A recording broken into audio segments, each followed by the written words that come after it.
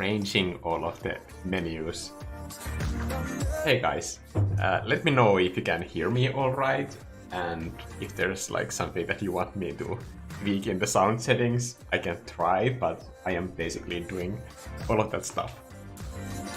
F, not really blind.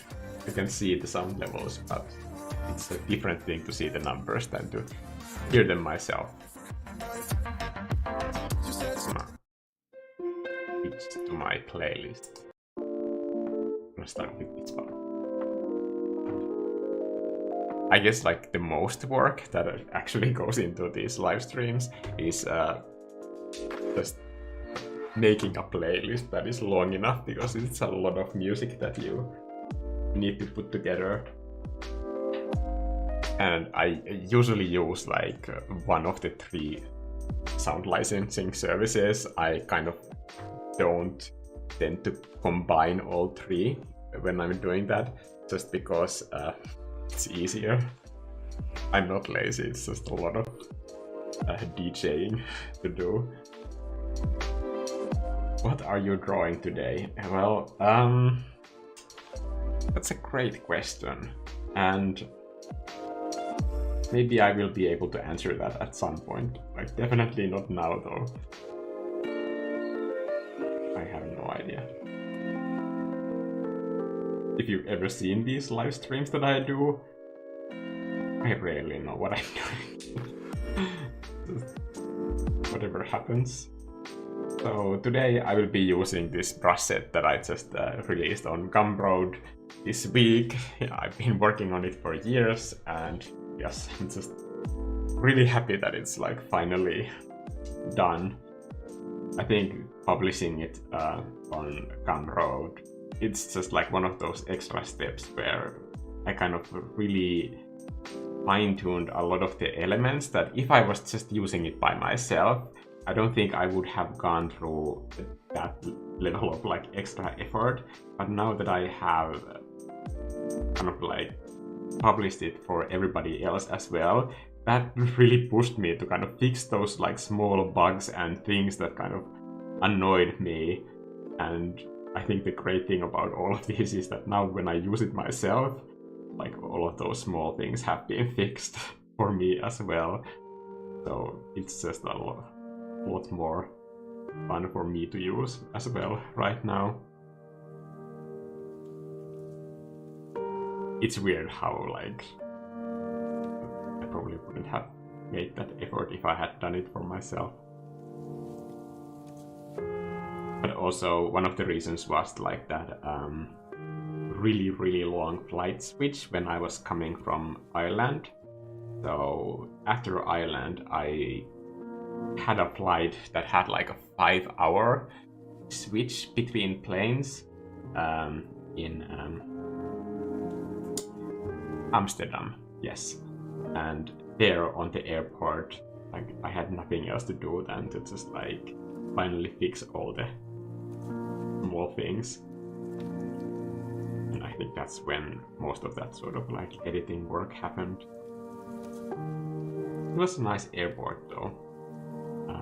I don't mind being in an airport for that long, especially since my boyfriend had bought me this lounge pass, so I didn't have to be there with the huge crowd, but I got to be in a nice quiet corner with unlimited amount of coffee, just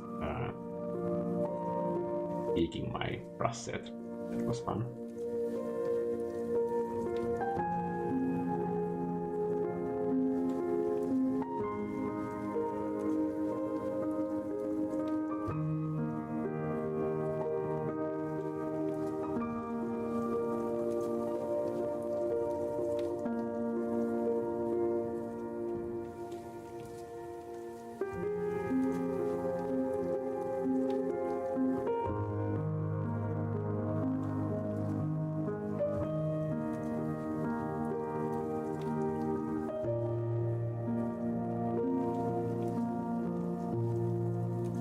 Again, I thought I would be doing sea creatures. Looks like. Who knows?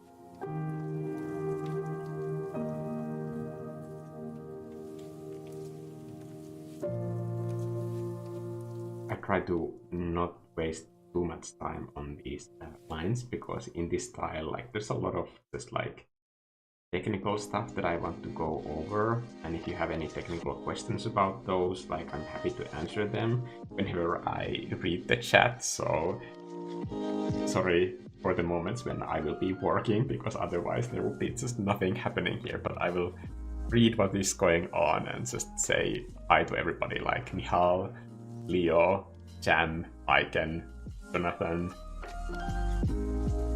and the latest names are so difficult that I'm afraid to pronounce them.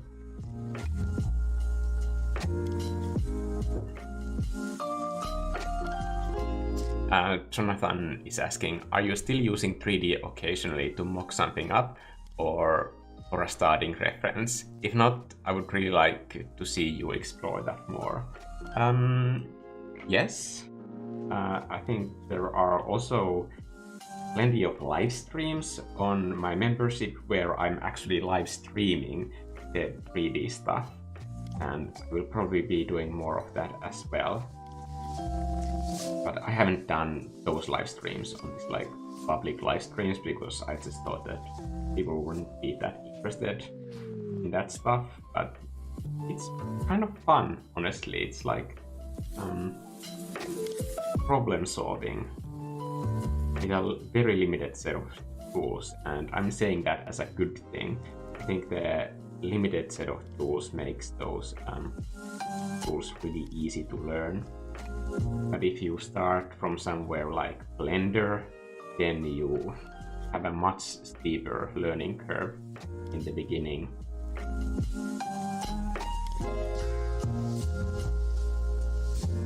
It might be worth it depending on how much you use it, but personally, in most cases, like 99% of the time when I'm using 3D, the stuff that I really need it for, like shadows and seeing how the composition works with the shadows in place, that I can do like literally with just boxes. And I haven't found any other program that is as fast for that purpose and suitable for actual sketching as SketchUp is. Because I can treat the canvas like a 2D space and everything else is just like garbage behind. I'm not interested in like creating good working 3D.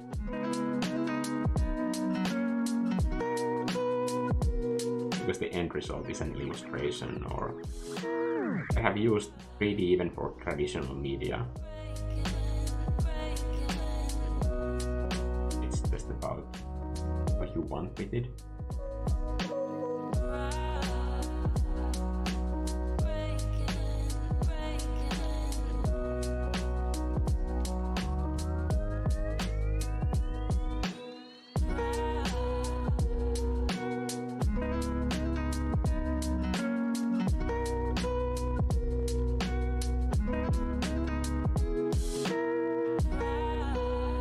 The reason why I'm using this spray paint instead of an airbrush is to minimize the possibility for banding in the gradients. A smooth airbrush I really only use for kind of small and tiny elements, not for big gradients like these.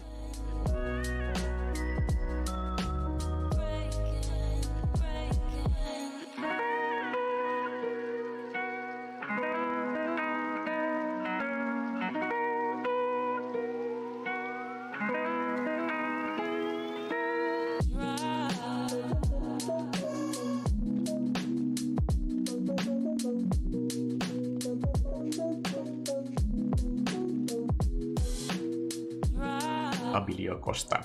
Hi, I hope you're having a nice day as well. Jay is asking how am I doing. I'm good. I think I'm coming down from like a high level of stress. I think after I was sick and just getting back to work and catching up with all of the things it has been like a lot. I don't want to complain because I think my work is really enjoyable, but when you're working for yourself and then you suddenly get sick like I did, then everything gets like to be on pause for that amount of time. Like really nothing is happening in your business. So the catching up process and going through all of the emails and responding to different contracts, oof, not my favorite stuff. Exciting projects though. And then I had the movie premiere, which was fun to go to. A different kind of experience. All exciting stuff, but just kind of having this feeling of like being behind the schedule, that was rough, because you can keep telling yourself that like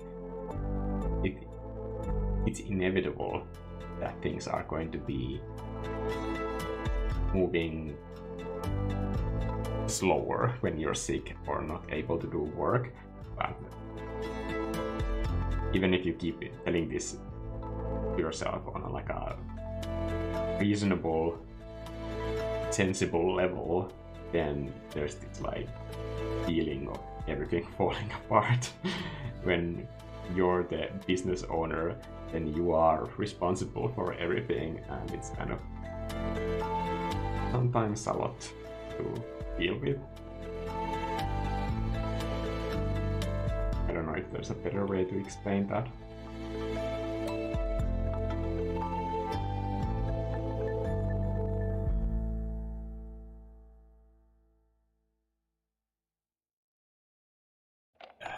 Hello Jamie, a friend suggested this channel for you. Say thank you to your friend. I hope that this live stream won't disappoint. These are usually pretty slow, so I have to give you a warning. Usually in the live streams I try to get to the visual impact and the main core idea, but if I aimed to finish a piece in every live stream would be just like a very rushed looking illustration, so I think that would limit the kind of stuff and the styles and techniques that I can do.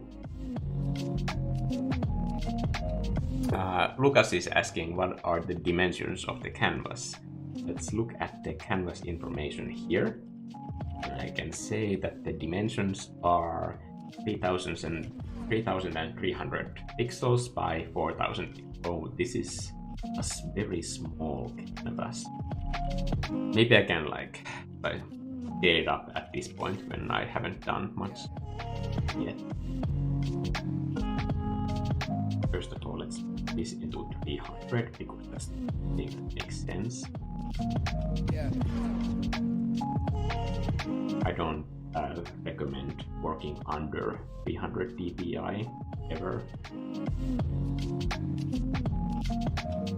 115 layers.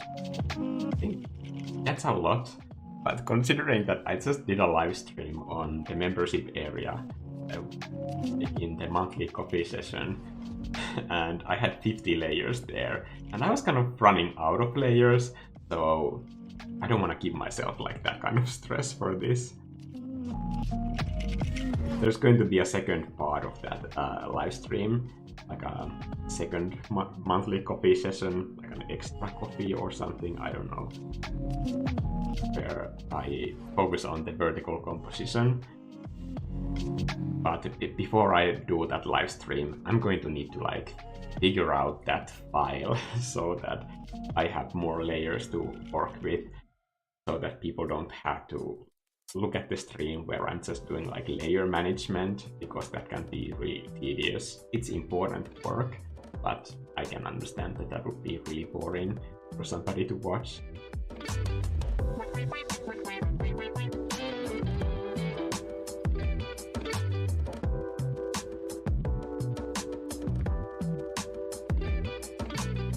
Usually the colors in this phase are just like guesses that are not like great guesses either, and like that has to be like okay, otherwise you will never get anything done.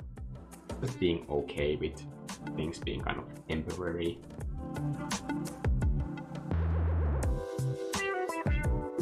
I think that's important, not just in this illustration style, but in all projects that have multiple phases that are necessary before you get to the good part.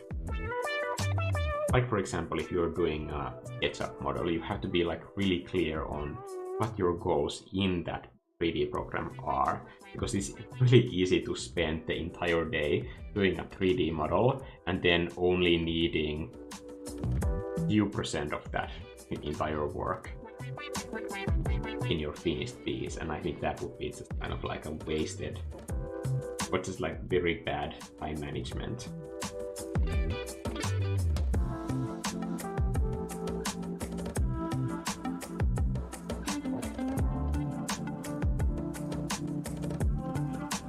So, for example, when I did the 3D modeling live stream for Potion Day, which is the isometric illustration of a bear and a witch, I think that live stream session I had limited to 60 minutes of like doing the entire 3D plugin, and I used that same 3D plugin for the finished illustration.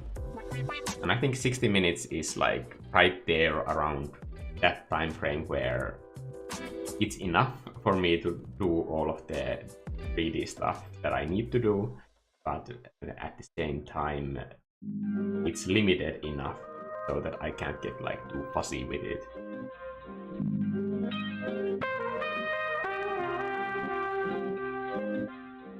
Here I'm putting it in those front area wings into screen blend mode, and it's a quite dark color, but I'm gonna make it even a little bit darker, like so, because I'm gonna try and add gradients with these smaller soft sprays.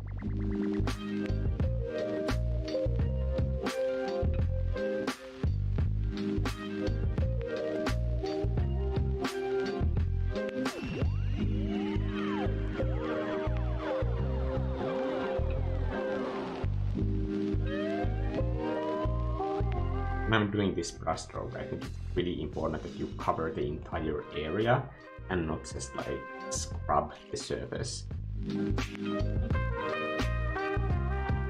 Because if I stop the brushstroke on that area, that will create those ugly looking variety of opacity that can look really bad sometimes. It's kind of hard to tell in a small shape where it's not covering that big of an area, but if you have done the entire illustration with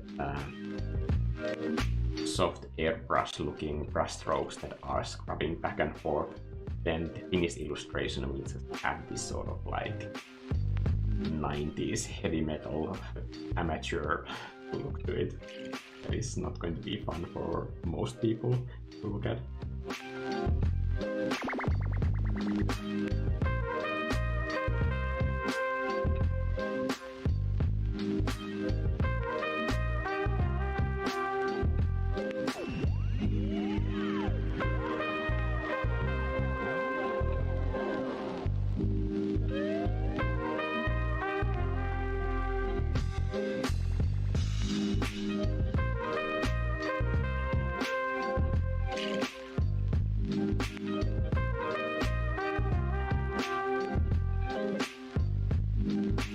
Do you stream also on Twitch? Rosella is asking. No, never, and I won't.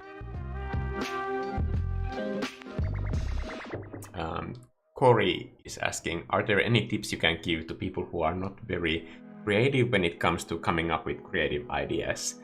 Yes, Corey, since I can see that you're a member of this channel, I recommend that you do the imagination interval training week that is in the membership. Do that. And for everybody else, I have outlined this exercise in the video that I published like around December or after December this year. How to get a better imagination. Anyway, that week when you do it, it will help 100%. I have so many painting ideas that I did with the members during that week that I still haven't gotten to. And the first few days are going to be like rough. Is there anybody here who has done that assignment week with me here? Because I remember that it felt like a boot camp. The first days were really rough, but then I remember around day 3 that I suddenly stopped like fearing the sessions, and it was just like, okay, I'm going to show up for this session and just see what happens. And it was just really fun to see that change myself. Even though I have done that exercise so many times, and with every concept art class that I have taught in schools, we always do this exercise once. But I have never done it on a consecutive days in the same week. And the whole idea of like doing it that often seemed really crazy, but it completely opened up a new way of just like pushing that idea to its limit. It will force you to come up with new ideas, and you will be surprised how many of them are really good and doable, and you have no idea just what you're gonna make when the session starts, because the timer gets so so tight near the end that you will be pushed to like some kind of like a breaking limit when you're just like, okay, I don't know, like this is a shape that I'm gonna continue doing because I only have 5 minutes or something left. In that session, I did one of those like B illustrations, and that was one of the interval sessions from that like whole imagination interval training week.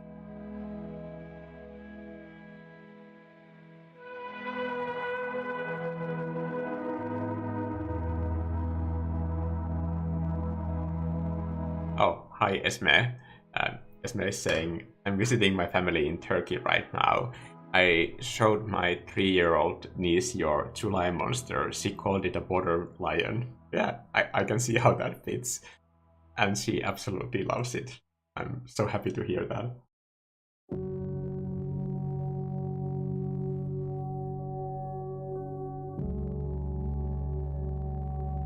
Oh, hi Frank. I missed Frank's appearance.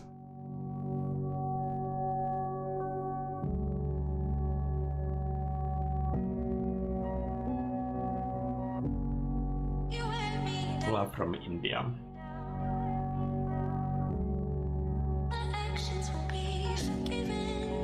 India is a nice place. Very, very beautiful. I've been thinking about these Indian temples that I would like to do. Somehow incorporate that architecture style into my illustrations.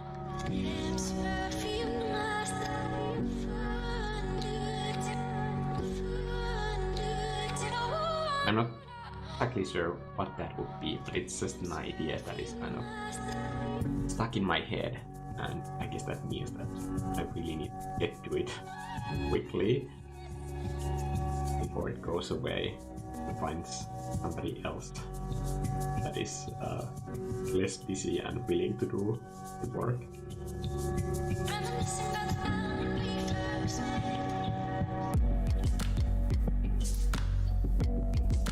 I hope with this layer is to kind of like turn it into like a background cardboard, almost like a flat block for the rest of the elements to be a continuation of this black layer. One thing with this illustration style is that like you can just like constantly invent new ways of like depicting the same things that you have maybe drawn hundreds of times in different art pieces, but in this style the space and the order of things really dictates what you can do in that space, and having those like changes in different rule sets, I think that's perfect composition practice for anybody who is struggling with composition. I think limiting yourself to shapes like these really pushes you to make the composition work, because that's the whole illustration. It's a different thing to have like tons of like very soft brush strokes or suggestive lines that are forming the entire illustration. But in these sort of situations, just like taking away everything that is unnecessary really pushes me to focus on what is important for me in this piece. And I don't know what that is yet, but it's like the whole exploration of finding that thing that to me is interesting.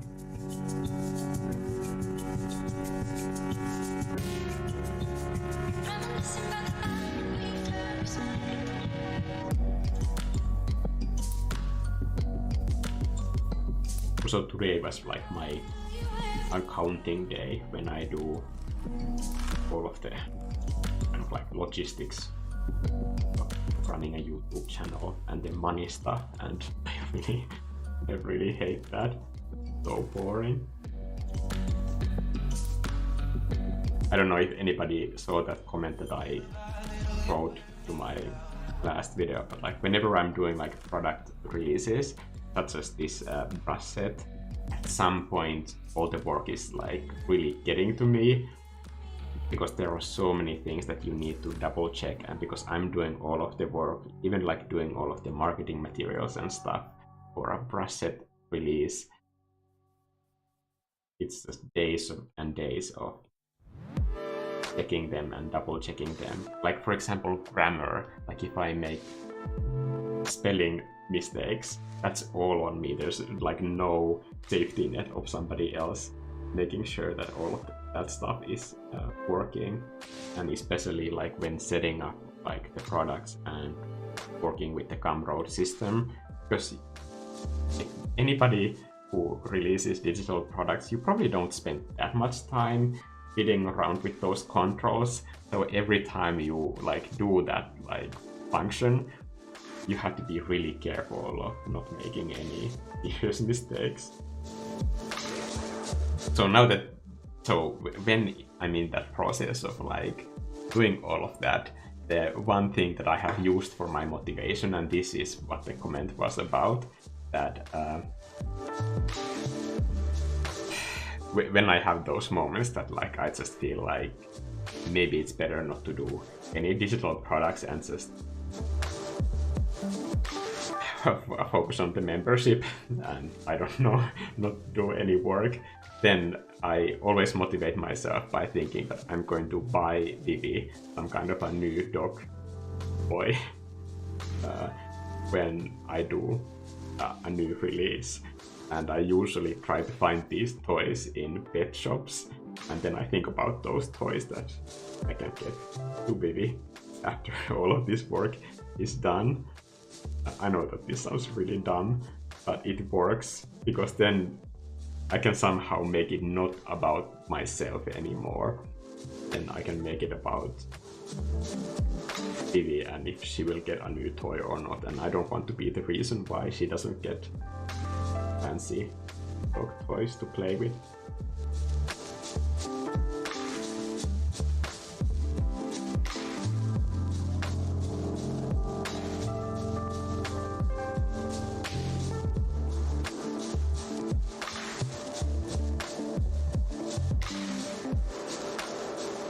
I really don't like this color that is here, so I'm going to try and find some options. I know that like I can keep reading the chat when I'm doing this, I'm sorry, but I just need to like find some kind of an idea for the illustration so that this whole stream makes some sense and I can feel more relaxed about what I'm doing. Okay, yes, that kind of works.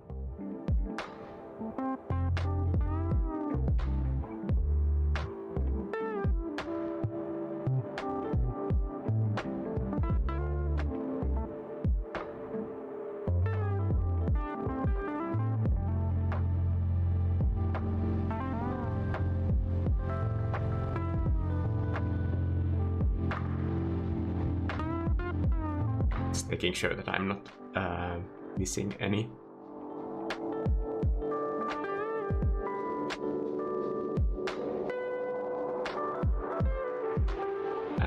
Abilio Costa is saying, was drawing painting something you always gravitated towards, or did you pick it up later in life?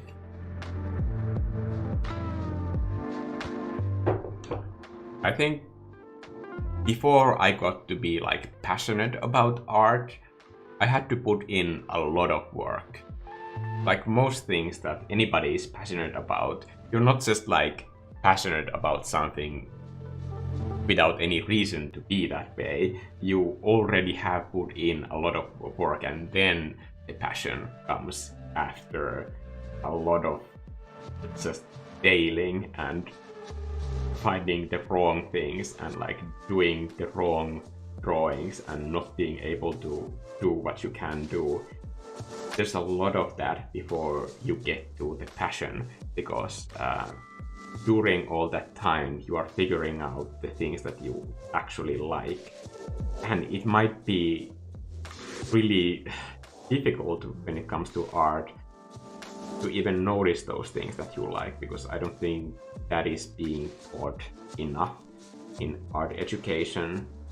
I think art education is really obsessed with this idea of going outside of your comfort zone. Like there's so many facets to your comfort zone. It's not just about drawing the things that you like to draw. It's about how you do them, in what order, with what tools, in what time frame, and with what colors, and about in what kind of tone and story are they connected, and so on. There's just like a million things that are part of finding that comfort zone.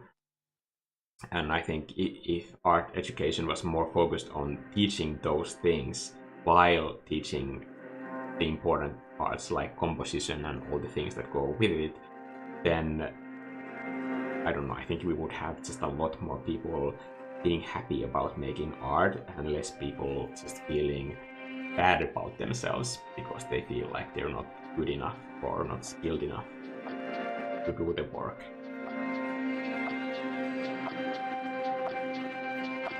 Because without finding those things and without kind of doing all the work to find your passion, the rest of the technical information, it doesn't mean anything. It doesn't matter. It doesn't even matter if you can or can't draw or paint. You can't enjoy it. It's a meaningless skill without it.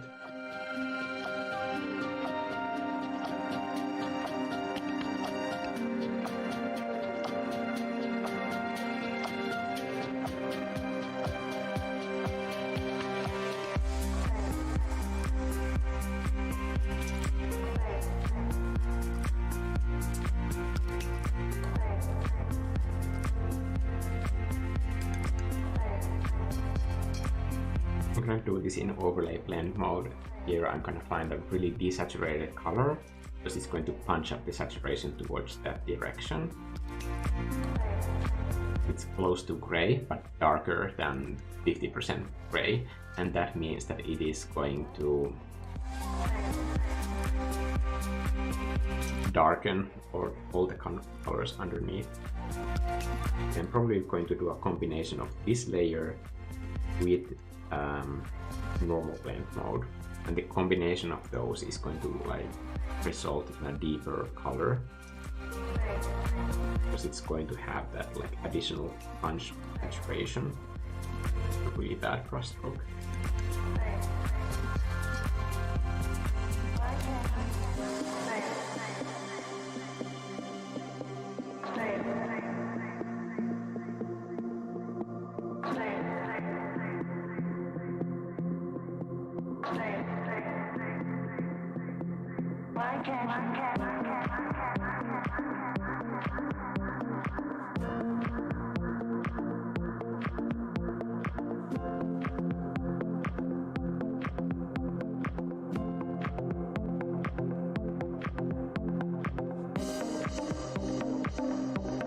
Okay, now I'm going to duplicate it, layer underneath.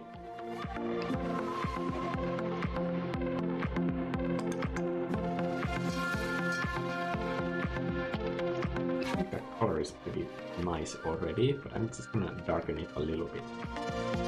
It's 100% opacity. Great.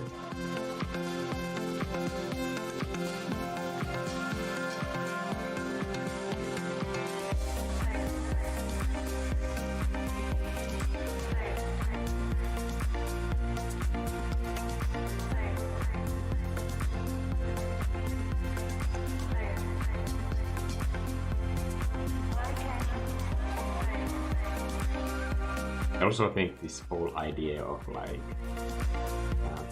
bullying students into constantly being outside of their comfort zone and just like being uncomfortable when making art, the only thing that they achieve this way is like making people realize that like I don't actually like art because it has to be like this sort of a battle all the time. There's so much skill that you can develop by doing things that you love that it's going to be an unexplored path. Something that nobody is going to be that great at. But I don't know. Usually when I have this conversation, I just ask people that like, look around you. Do you know any artist that is very successful, or anybody who is super successful in any like field of life that is doing something outside of their comfort zone? Because I certainly don't see that. Every artist that I admire, like they're clearly doing what they love.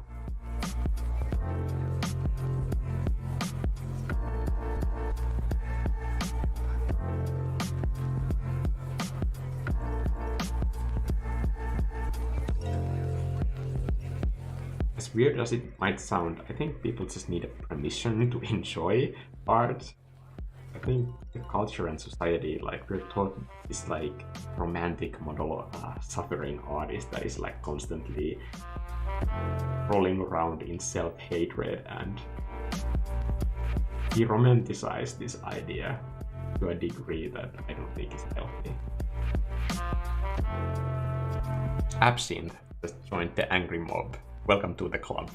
And I recommend that you do that imagination interval training. I think we should like do that week again sometime if you guys are up to it.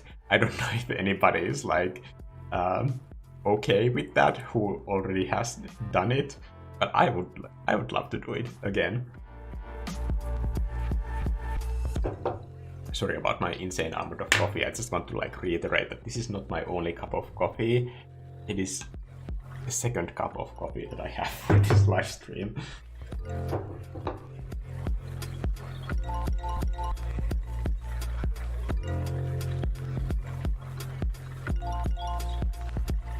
Monique, I've noticed that you like to draw a lot of dark scenes. Yeah, especially like when I start an illustration, I always work from dark to light.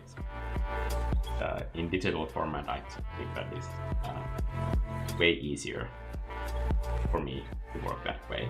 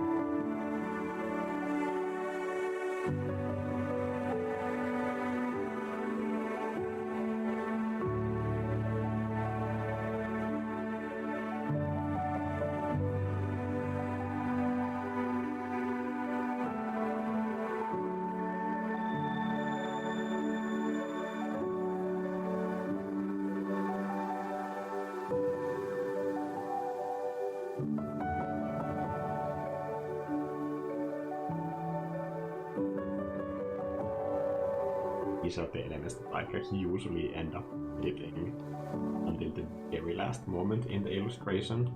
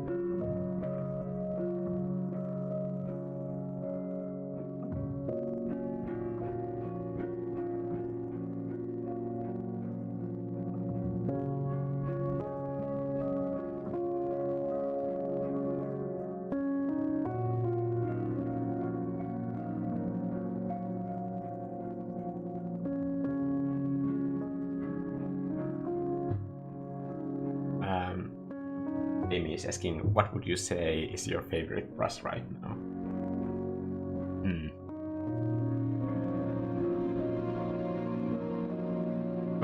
Well, currently, since I've been doing a lot of these like graphic illustrations, then I have to say that probably vintage pencil, this one. Not just for the sketching, like you saw me doing earlier in this process, but this vintage pencil I also use like as decoration for a lot of the elements. I think I could show that right now in practice. You can also see this in a lot of my illustrations that I have already done on Instagram or on this channel. But usually I use it on a clipping mask layer, and then I can do, like, for example, decorations like these.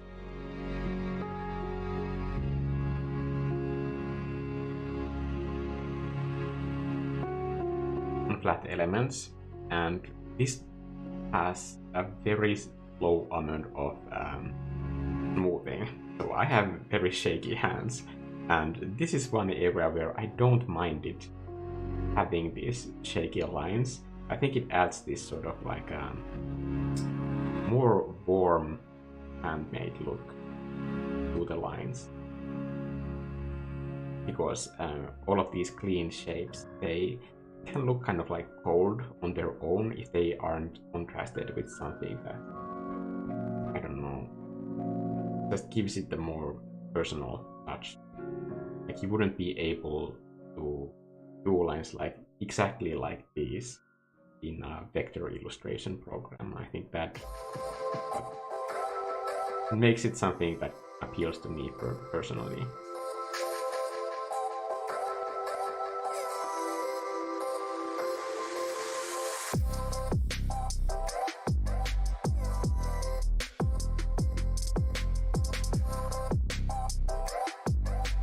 these sort of patterns are also fun to invent. Like they don't have to be based in any sort of like real world reasons.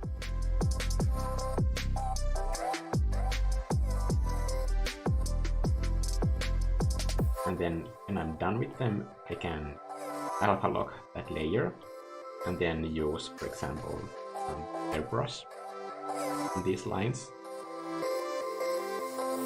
and then bring out like light in some areas that make sense for the composition, and in other areas where I want those lines to kind of fade into the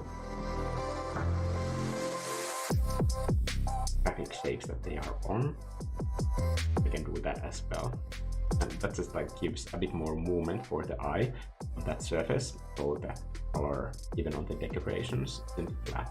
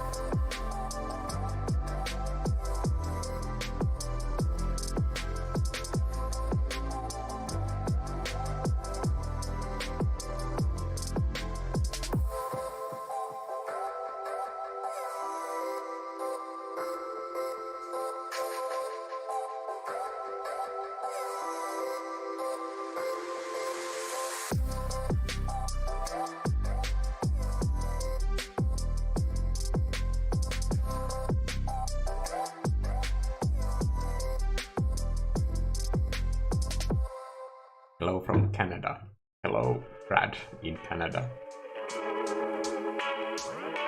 Do you play any video games? Yes, every day.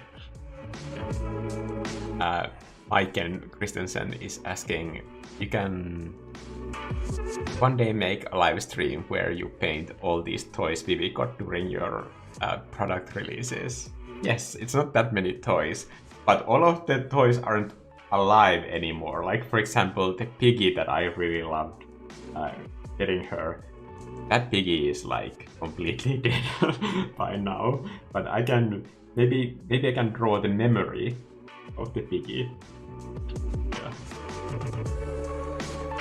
I'm 100% sure that getting that piggy meant a lot more to me than it did to Vivi.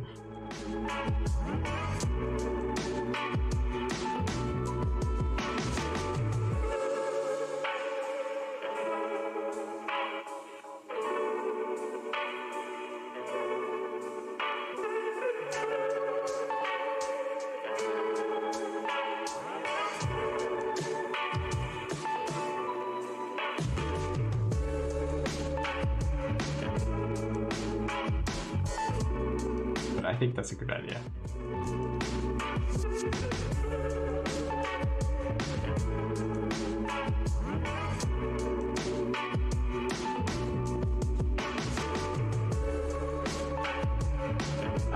M is saying, my biggest challenge has always been preventing self-criticism from eroding my love for drawing. I try to just enjoy the process so I'm less stressed about the end result.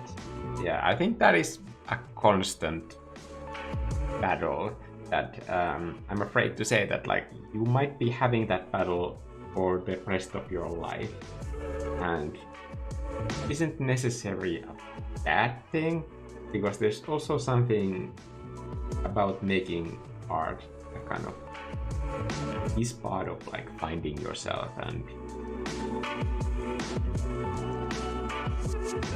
any type of art is always this sort of like process of self-discovery, and with every creative project that you do, it doesn't have to be art, it could be like creative writing or whatever. You are always faced with these fears that tell you to stop for whatever reason, and you have to find your own reasons to continue. regardless. And when you're in that process, like the fears and the reasons that your fears give you why you should stop, I think those really tell you a lot about yourself, what kind of a person you are and what you are really afraid of and what you want. And a lot of those things might not be like easy things to admit or look at, but I find that struggle always both terrifying and interesting.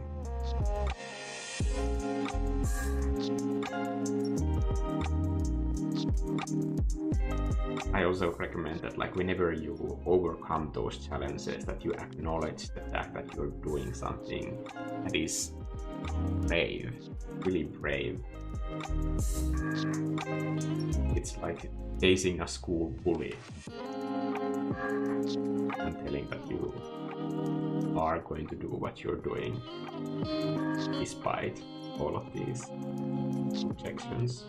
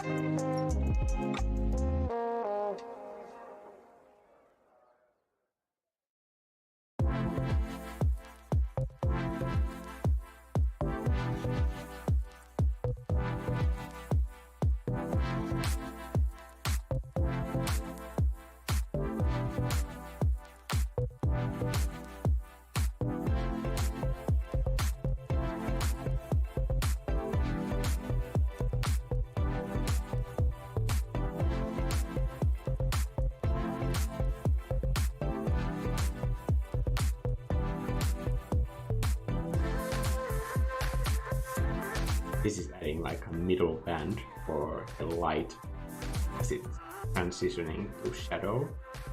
It adds a little bit of like extra to the color.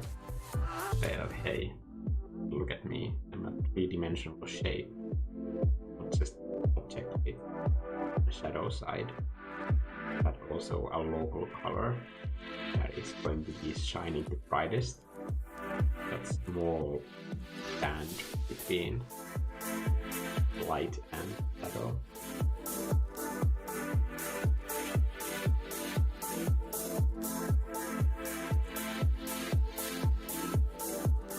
Also, it's making these look a lot more fluffy, which I fully approve.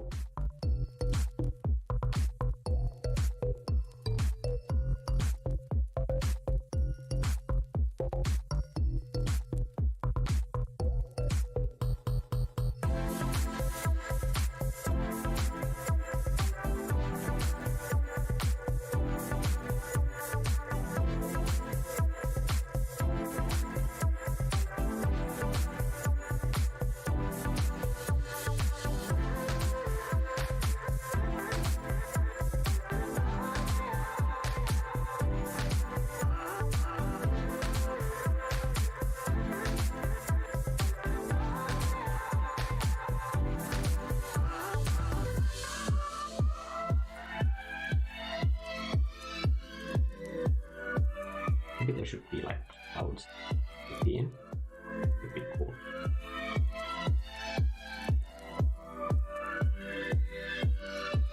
Obviously stems from this power. Undecided design factors that I really shouldn't be getting excited with these dots yet. I can't control myself. I'm sorry. I will deal with the consequences later. Can't stop me.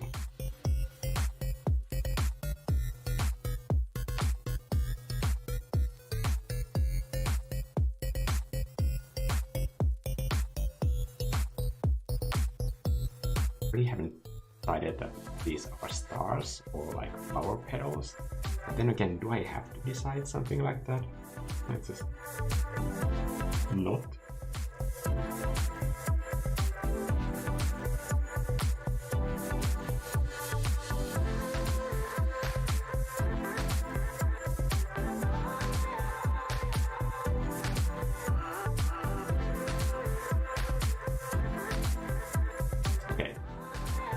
Duplicate it, additive blend mode, and then just add a little bit of blur to it.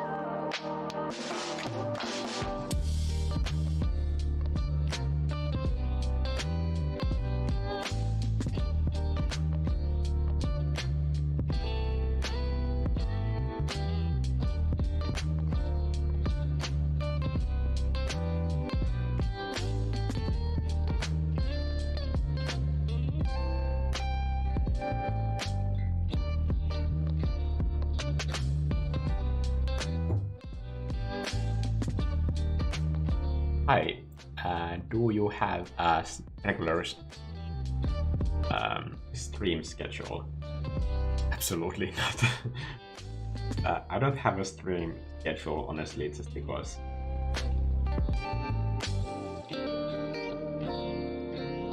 I'm just afraid of burning out. Like, that's really the whole reason. Do I need to elaborate on that more? I feel like if I set a schedule that I will be showing up here every Monday at 8, then I know myself well enough that in a few weeks I would just wake up and feel like I don't want to do it. Even if I can make art, I don't want to. So for me it's more important to kind of keep this interesting and fun for me. I know that for a lot of you it would be like ideal for me to have a stream schedule. I'm fully sorry that I can't offer something like that, but in the bigger picture, like, the reason is that I want to do more live streams, not less.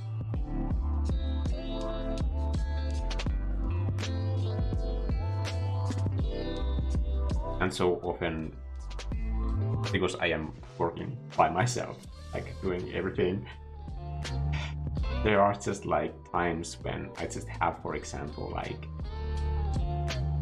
video meetings with clients, or just work that I need to do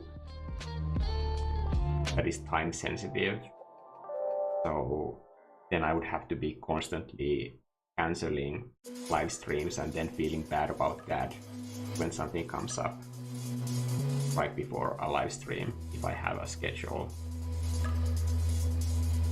I think that would be completely unnecessary stress for myself to put through. Not just now, but I honestly don't know if I will ever be that kind of artist that is capable of doing something like that.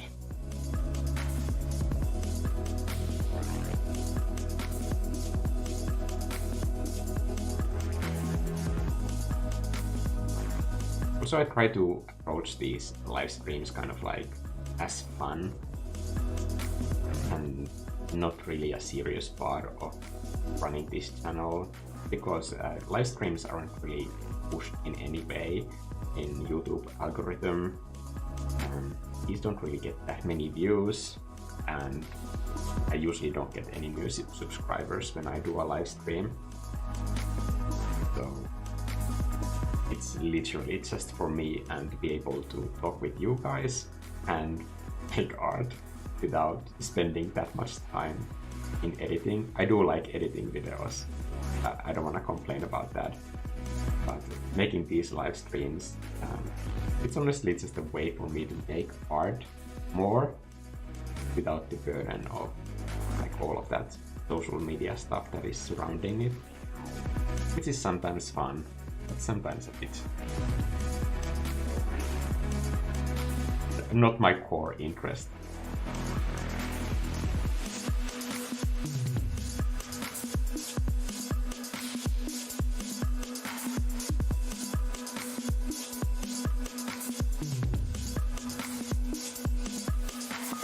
I think my core interest is like writing and editing videos, but then when it comes to like, for example, these like new social media trends, I'm not like a huge fan of reels. Sometimes they are fun to edit, and I just think of them as like a creative challenge, but I don't think editing a reel is as fun as editing a YouTube video, because you can't really say anything meaningful in that time frame. I've been doing art teaching for so long that I know that like whenever you want to get to some like actually meaningful advice, I need to have the listener kind of committed to what they are listening. So, and it takes a while to get there. But they need to understand where I'm coming from. I don't want to just like shout something in 15 seconds and tell them what to do, because like that can be really, I don't know, aggressive.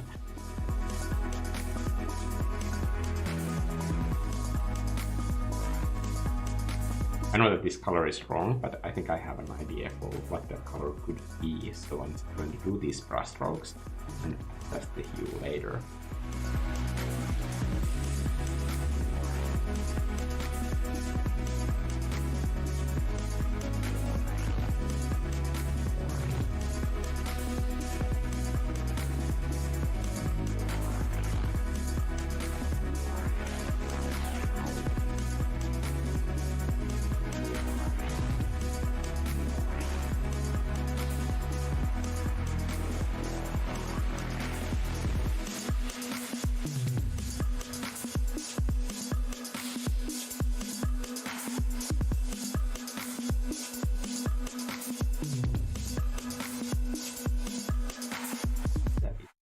Looking for.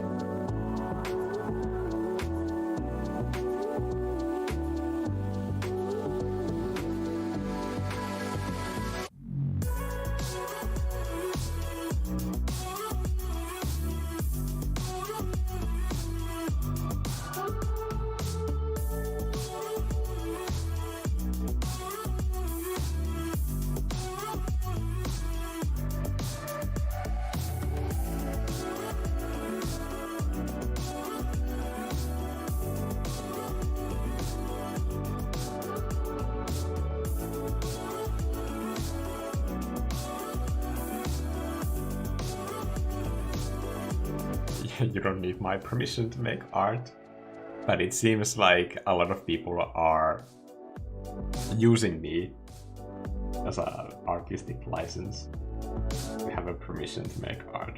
I think that's fine. You don't need me for that by any means, but if I can serve that role to somebody, then I think that is fantastic.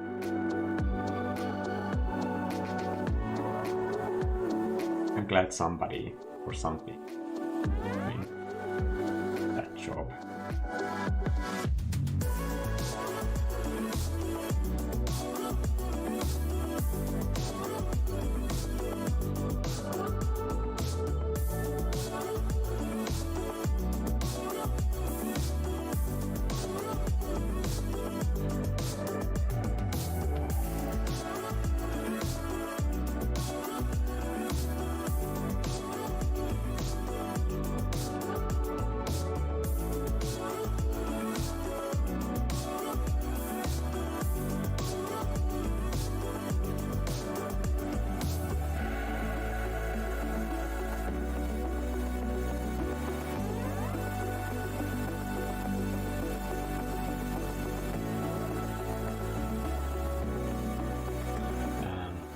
what video games are you playing the most?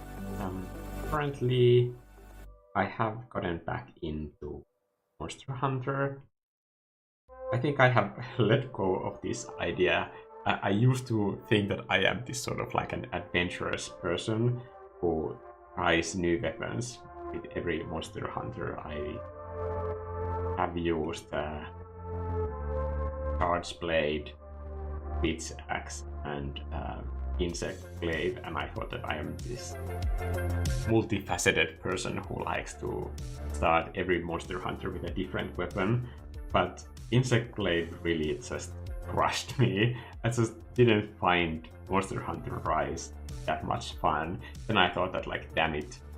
I played through Monster Hunter Tri with Switch Axe and then with Hunting Horn in Monster Hunter Tri Ultimate, which is like, it's really similar to the same thing to Switch Axe. And once I switched to Switch Axe, I made a new character, and now I have played it like 100 hours, and it's the best thing ever.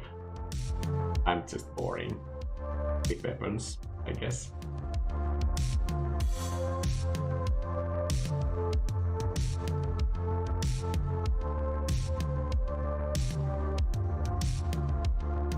Where are those blue flowers here?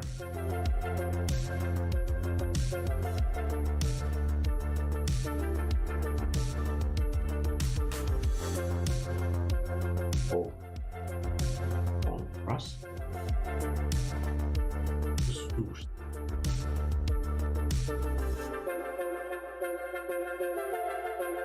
There's something in this that could work. I don't know. Maybe not for this. It's an idea that I love. I could use maybe for the background somehow.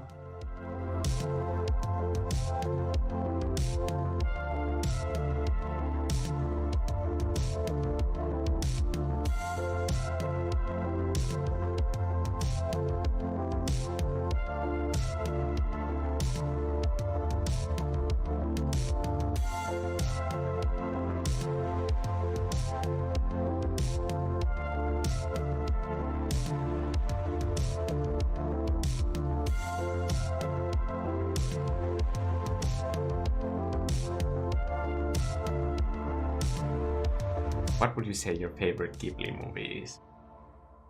Probably Totoro.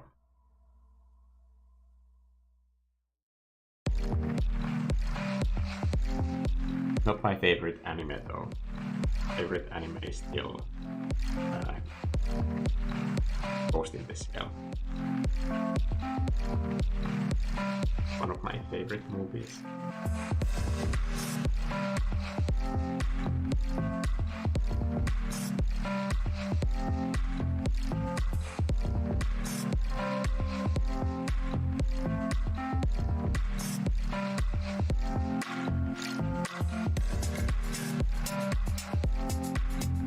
I haven't really watched that much anime recently. I was kind of interested in this Attack on Titan, but like the last season that I watched really kind of killed my interest in it. It just seems like they needed to end that series way sooner. It's the same studio that made Ghost in the Shell. Of course, Ghost in the Shell is great because of the director, not because of the original manga or the studio that did the technical work, but the director is really the reason why Ghost in the Shell is as good.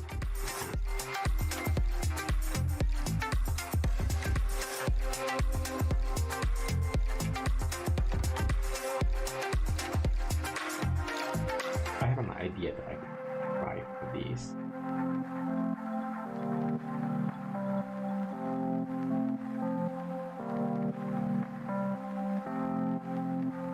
I'll make a new layer. This time I'm going to be using leaf ornament in this brush set. By the way, there is this thing that is ending today that is in the description box of this video, and I don't want to mention it in this video because I'm going to be erasing that from the description in a few seconds. So that's the reason why I'm not talking about that thing that is in the description, but that is for a few more hours. I don't want somebody come to this video and then be annoyed that they missed it.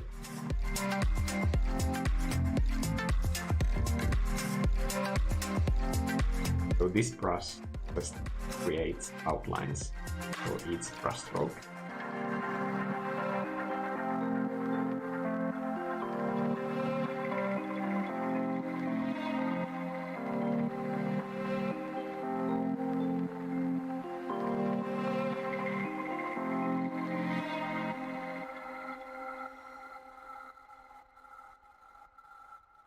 In 0 hour, I did some of the posters with this, so I just wrote different things with one brush stroke, and that automatically made those ornaments.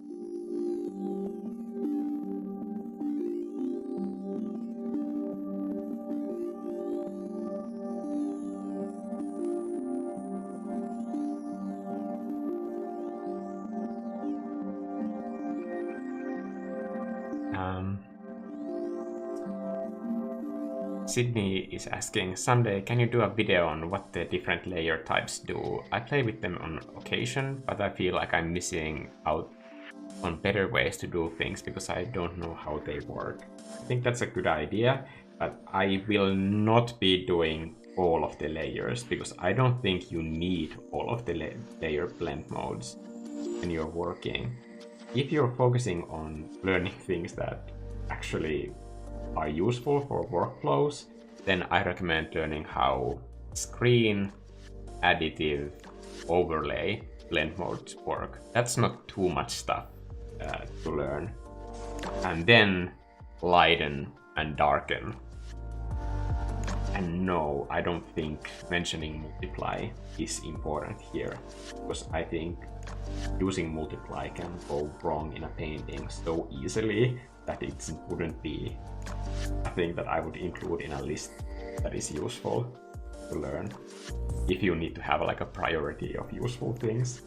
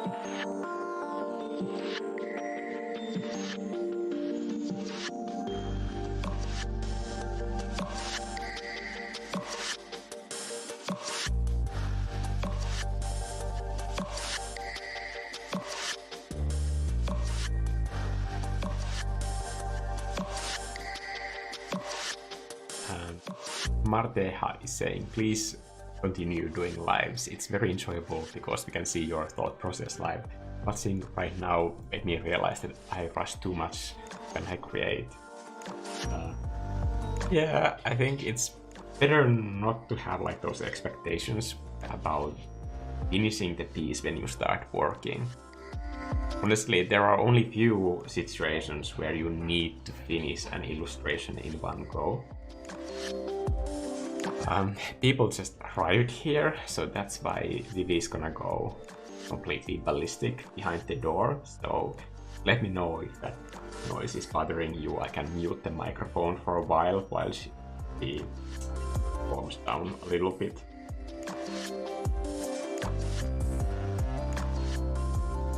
Thomas just came from work with his friend.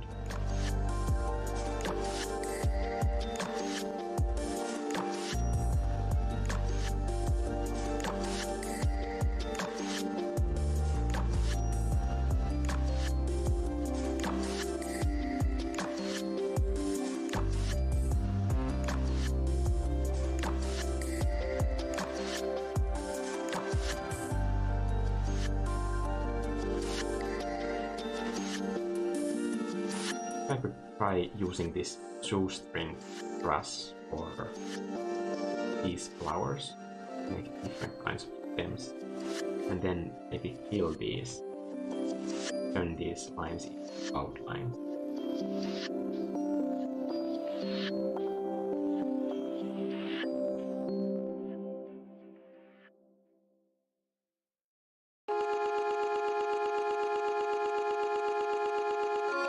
Let's see if I can make that happen. I'm going to use this as a reference layer for the color drops. I can take a new layer for those fills.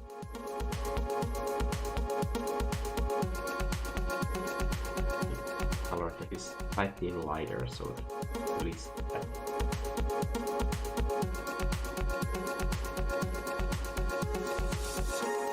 And if it works on this, then it works on everything. Pretty cool.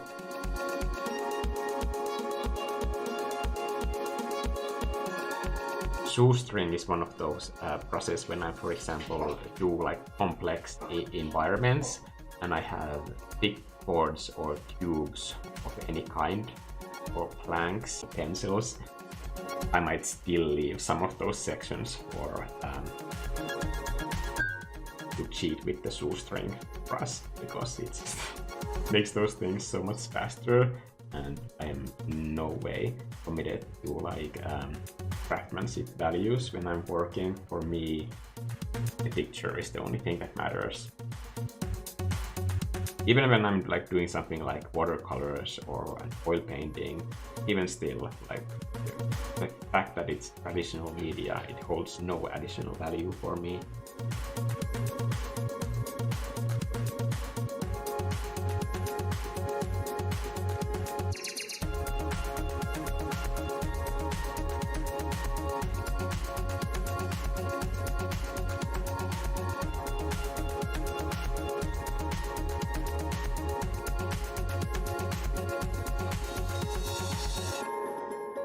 But if I do the gradients for those outlines into different directions,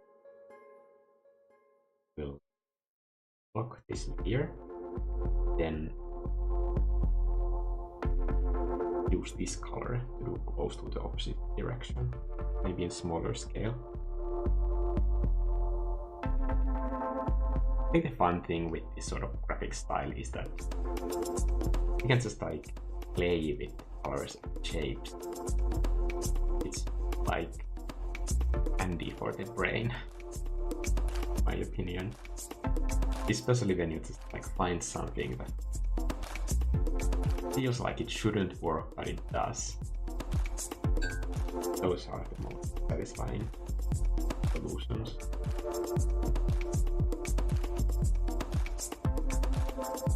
I think these flowers are starting to land when it comes to color, so I'm gonna use overlay to kind of punch up the saturation level to the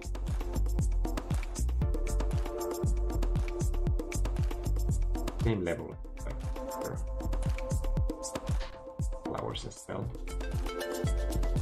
Problem is that this is on 2 different layers, so I need to do those simultaneously.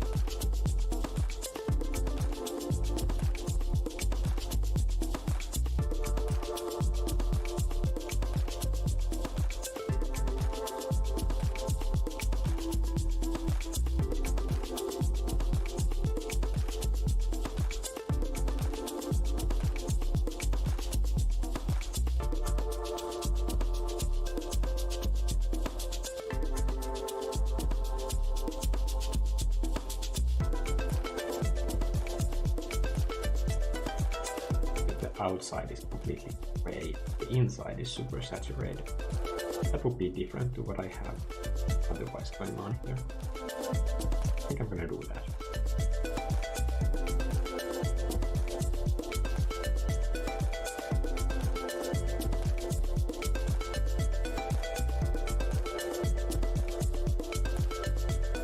focus on the things.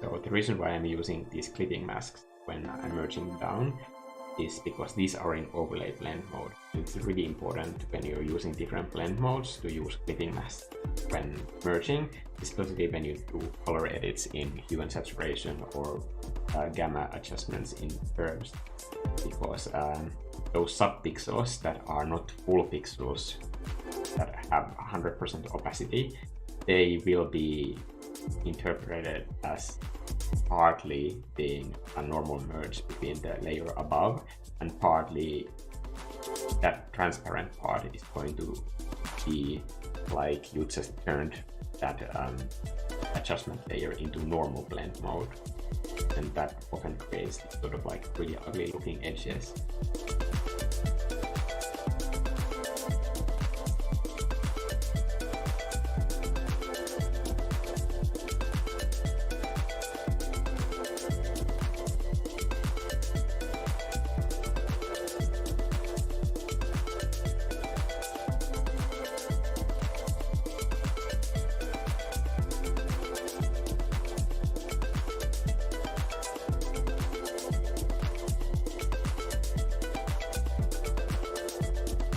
I think the microphone is a bit far away.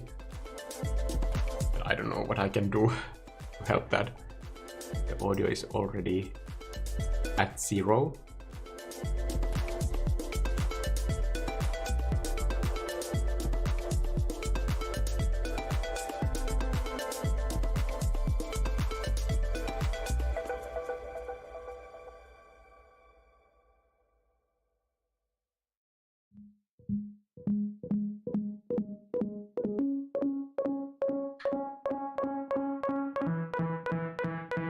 Yeah, the blue paws are awesome.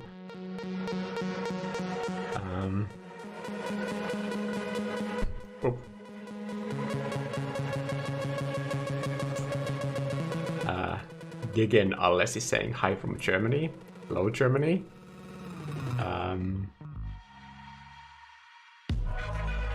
Emmy saying, I love that video games have created such a large market for artists to work in, so much creativity in that field. Yes, I love doing video games. It was really fun. If I had more time in my life, then I would probably want to even spend more time in that field, making games. But time is limited. We're all going to die. So for me, that's enough.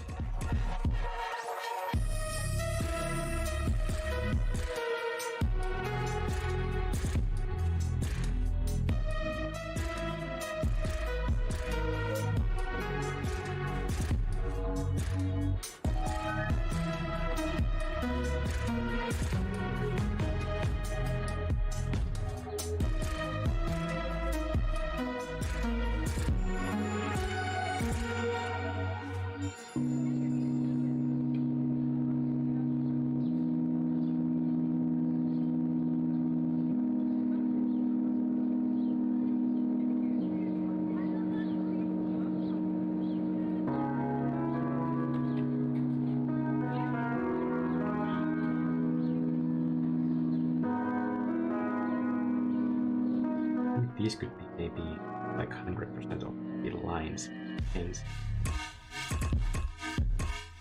And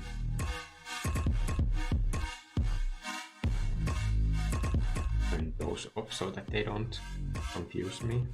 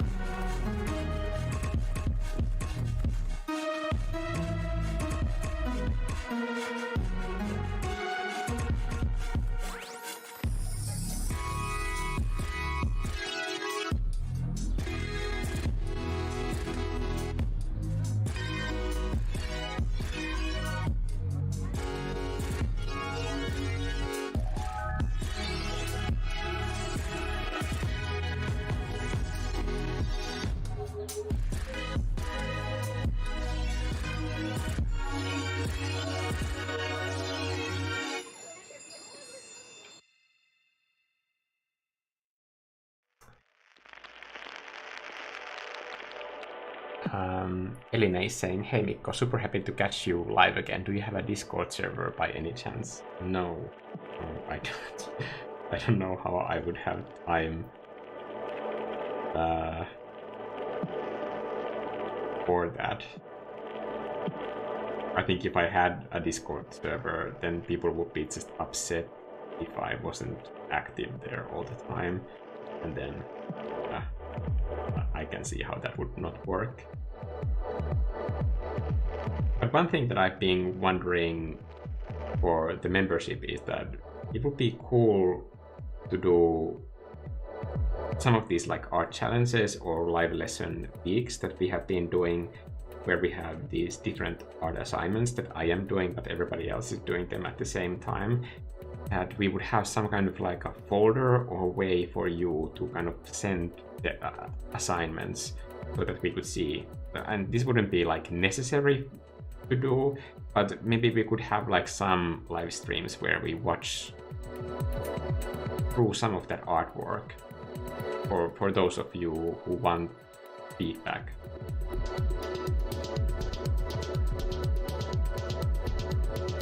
Or at least like show what you have done during that session. I'm not like 100% sure like what that would be, but I just think it would be fun to see what people make during those live lesson sessions. I see them all the time on Instagram when people tag me those assignments, but I think it would just be a fun community thing for everybody to be able to see what they're making and make it like less about me, more about you. I think that would be fun.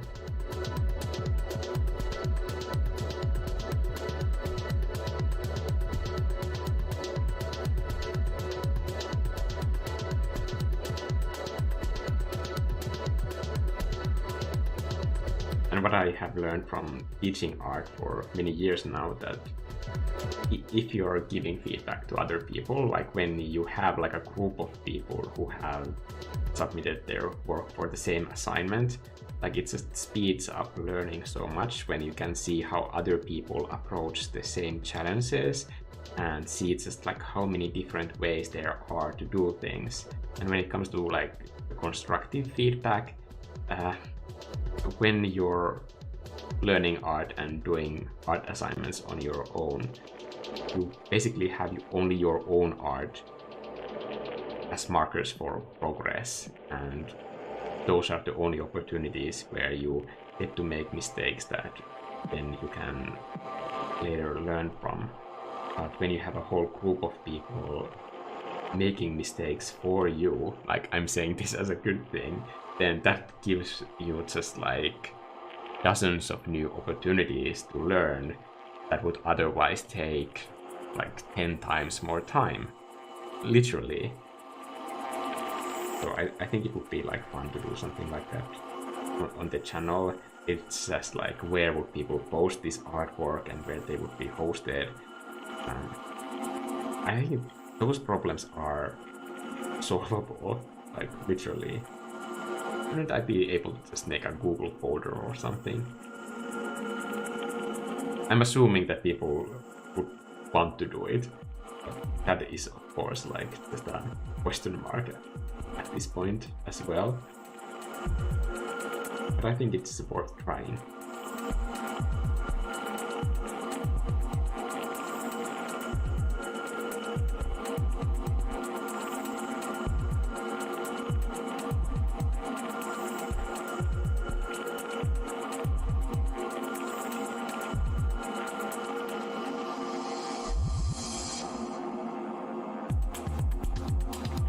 It's strange how the values are almost exactly the same, but just because the hue switches in these stripes that I'm doing on this layer mask kind of like makes the color vibrate.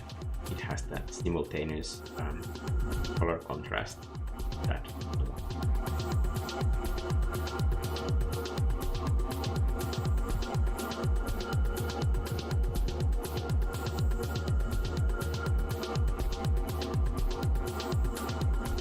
Sydney just joined the mob. Welcome. See a new poll. Also, Adigio.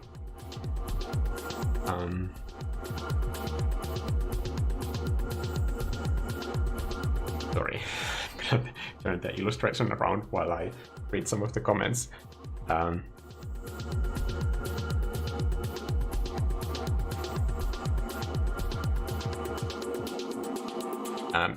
John Lacing is saying, I love the perspective in this piece. I think it's fun. It kind of like makes me feel like I'm like even a smaller insect than the flowers or the bees.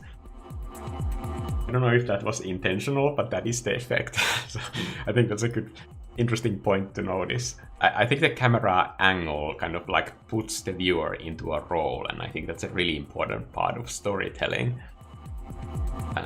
So again, back to Chan. Chan Lacing is saying, "Hi Mikko, I have a question. I want to buy one of your brush sets, but I don't know if I should get the brushes for painters or the newest one. Can you maybe explain what they are aimed to accomplish?" Okay, so this brush set that I'm currently using, this is the graphic illustration brush set, and it has these brushes.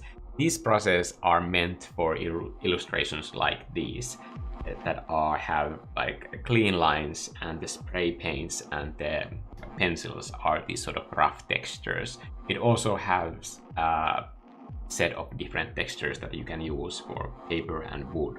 All of that stuff here. These. And these are really easy to use because they are pressure sensitive. But mostly this is the set that I've been using for all of illustrations like this one. So for this type of illustration, I would recommend this graphic illustration brush set. However, if you do more digital painting, and if you have seen videos of my more painterly looking illustrations on this channel, where I'm using only one brush, for that I would highly recommend Brushes for Painters. I'm really proud of that set, and it's never coming down in price. I think it's worth all the work that I have done for that, and I 100% can stand behind like all the design decisions of each of those brushes. And I don't only think, I know, and I have made tons and tons of paintings with those brushes with the technique of like using only one brush for one whole painting. I hope that answers your question. But every one of those brushes is designed so that you don't need to switch brushes when you're working.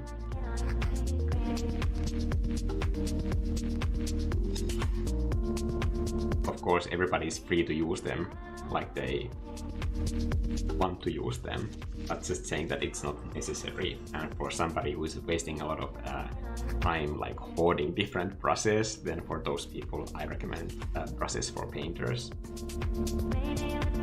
And trying that like the one brush technique, you can be sure that like the brushes are designed to be flexible enough to accomplish any shape. Because I have done it. I have done so many paintings with those.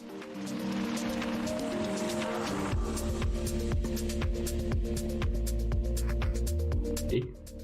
I should maybe use airbrush for these. They are so small. I don't want the texture to overpower these. Shape is more important. Texture always.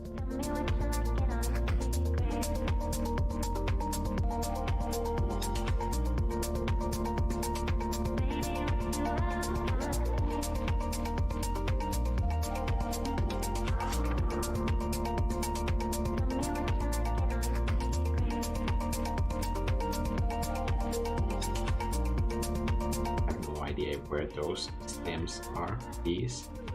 Okay. But imagine how boring this live stream would be if like 90% of this would be just me naming all of these layers. Like, it's never gonna happen.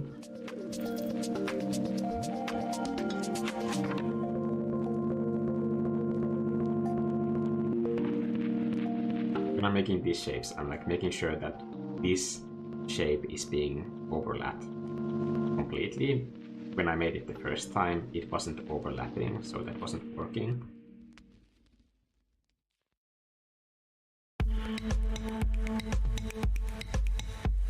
But this shape starts here. If I started it here, then it would complete this blade behind it. With this style, the empty space is just as important for all the elements that are drawing, because the empty space gives my possibility to read what is happening.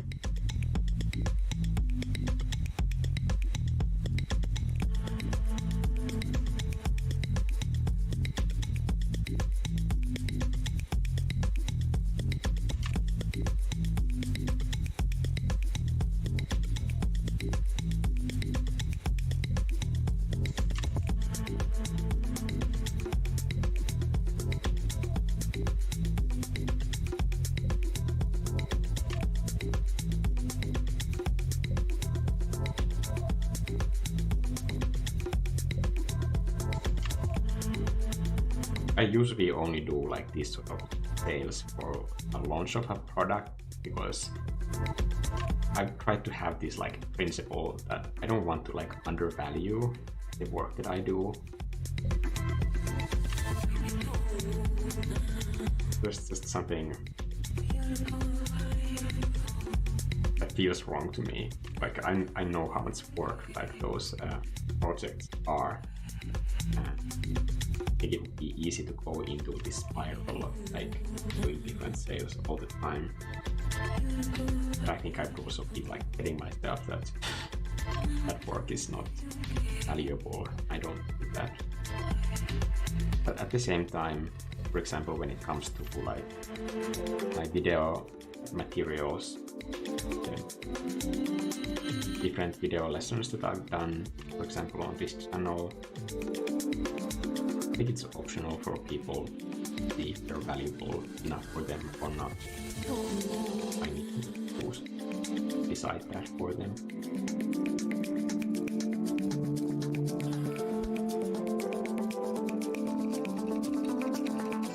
Okay, I think I kind of messed up with those shapes behind these flowers, because I didn't make sure that the shapes were all closed shapes as I was doing them, so these color drops might not work.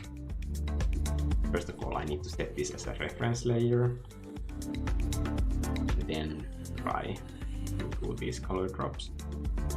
The idea with these is that I'm gonna try if I can turn these leaves into screen blend mode, so that they will have this sort of like transparent bluish shade, and then I'm gonna alpha lock the layer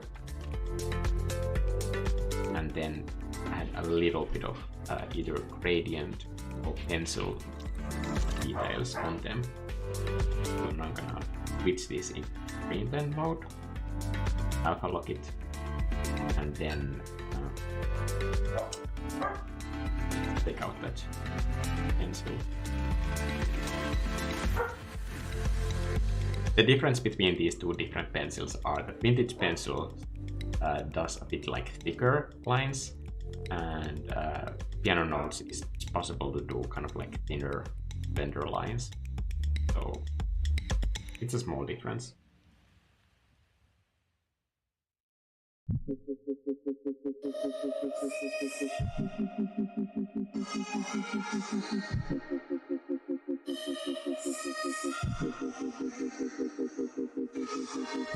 I'm gonna do these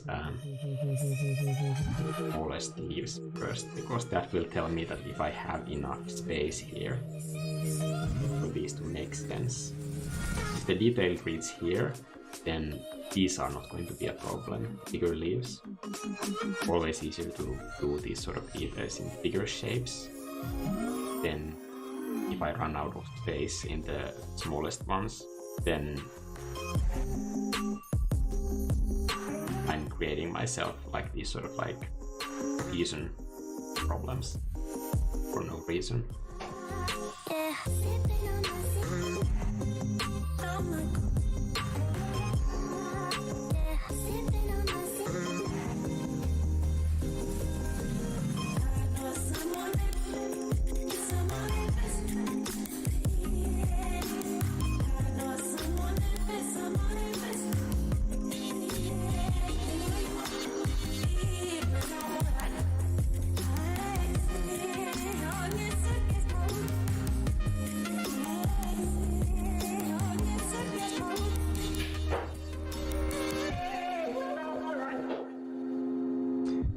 Absinthe.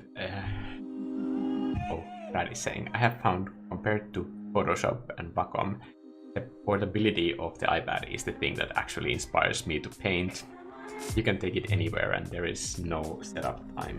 I fully agree with that. As somebody who is like mostly working on this desk because I'm shooting videos, I still think that like the ability to just boot up the iPad and start working right away, it is such a big benefit for the iPad.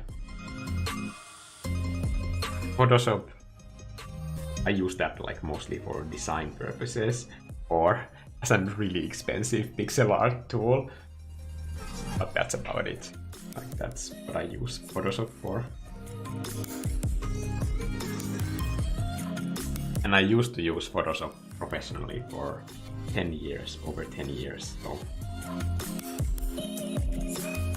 this opinion comes with some experience.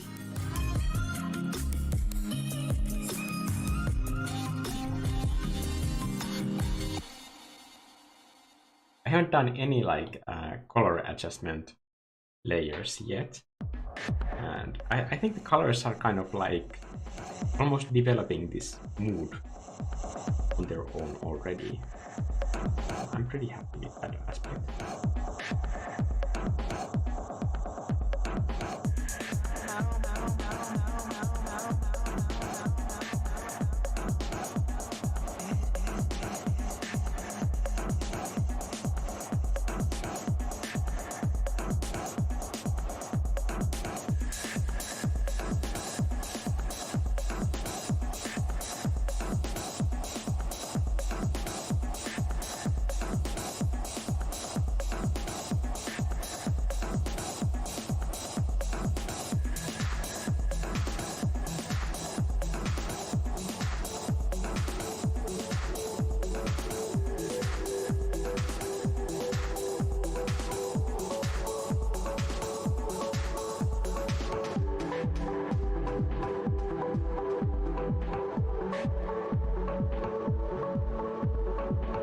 Oh, Alex A, and welcome back from work.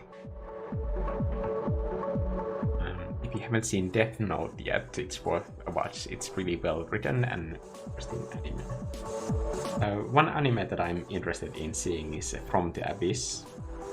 It's like, the aesthetics seem like really my painting kind of stuff, so for that reason I'm probably gonna see if it's on Crunchyroll or something.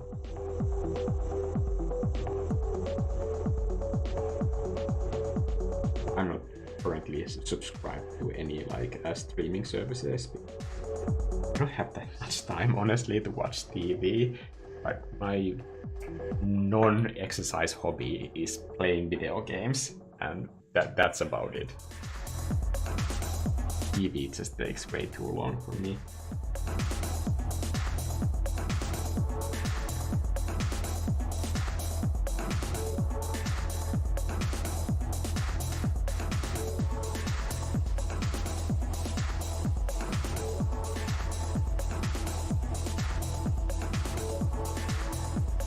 Where are my dots?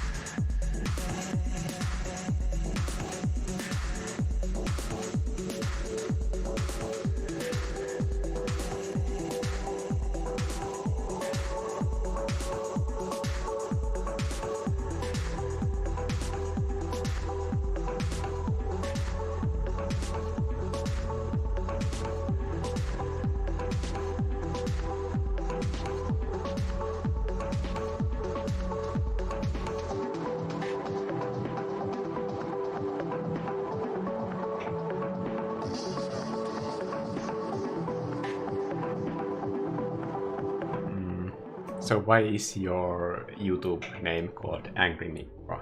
Because I think life would be just better for everybody if we could all enjoy more carbs. And carbs are not that great for my waist.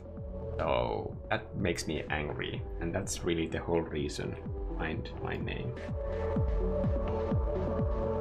Also, Creative Cloud subscription fees and the fact that like they only have yearly subscriptions and that they just raise prices without doing any additional new features or never fixing Premiere, even though it has been a broken mess for years and years now.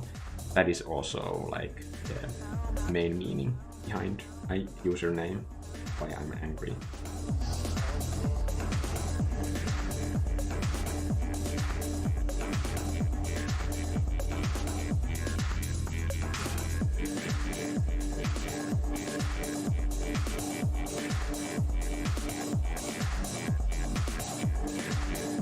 I hope that clears things up.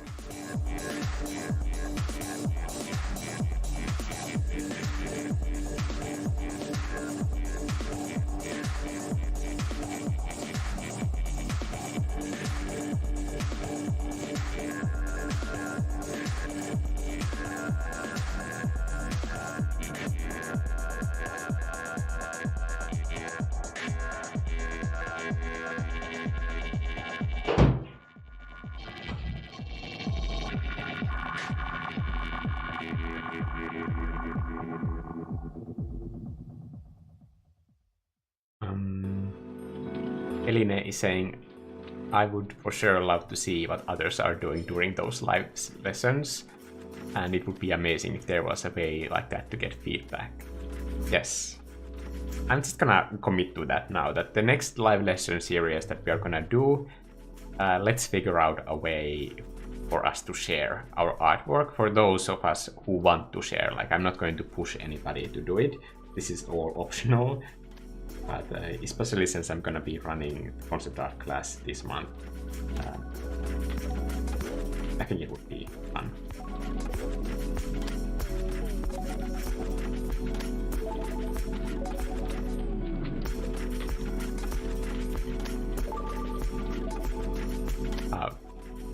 Marte is saying, I bought all your brushes and this new set and they're amazing. So thank you so much for being generous in sharing your creation. I performed better when I used your brush. Okay. I'm sure that you're just as good with anyone else's process as well, but I appreciate that. That really helps me to keep creating content and doing this job, which I honestly, I love. I love doing this job. I love doing this job, but at the same time, since we were talking about passions earlier, like every job, no matter how passionate or how much you love it, it's still a job. You still will have days when you get up and you feel tired for doing something, even if you love doing it. So I just want everybody to have like reasonable expectations about work when it comes to their passions. I love doing video games, but like it was so difficult because I was so passionate about it. I think that's part of the reasons why I kind of couldn't do it anymore. I cared too much.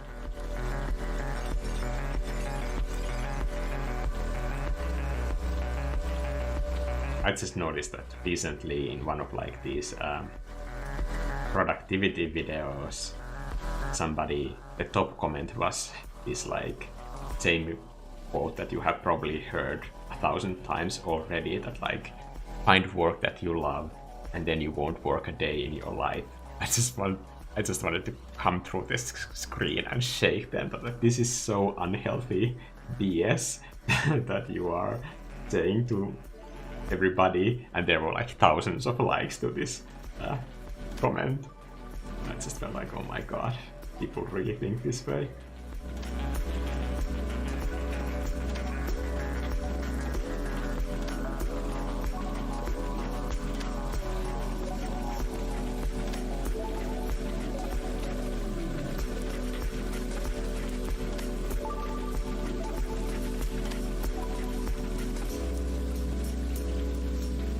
I want to find a mix between those two colors because that seemed like it was working. I'm gonna make a new layer, fill it with damn it. I need to get rid of like a reference layer. Or just make this as a reference layer. Okay, now do the color tweak on this layer. Turn it into a warm hue. Can be very desaturated because of the surroundings. I'm using the relativity color, and the surroundings are making this hue seem much warmer than it really is. And for this shadow side, the clouds, I'm going to add a small Gaussian blur.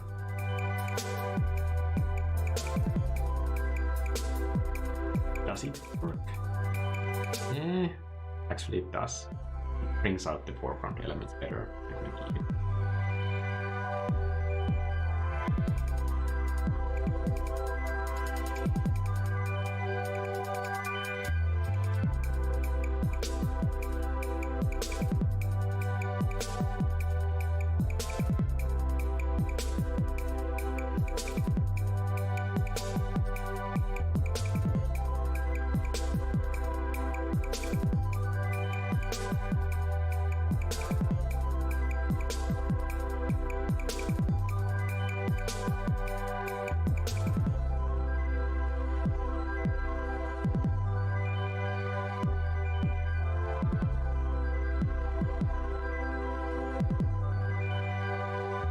Sydney is saying, I hear Phoebe. Yes.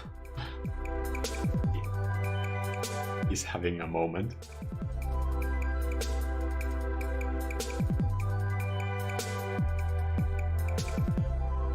You probably answered this a million times, but what services do you use for your music? I need more upbeat stuff like this. Everything I find is too chill beats. The services where I buy the music for this channel are Epidemic Sound, Artlist, and Sound Stripe. Yes, Sound Stripe.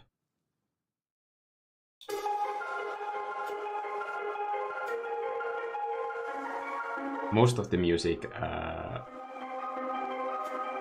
in the membership videos is from Artlist, some from Soundstripe, and most of the music from my normal YouTube videos is a combination of like all three.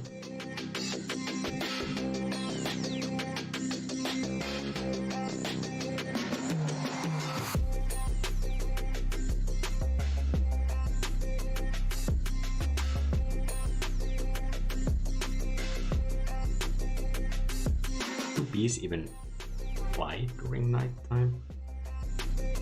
Maybe it's too late to ask those questions.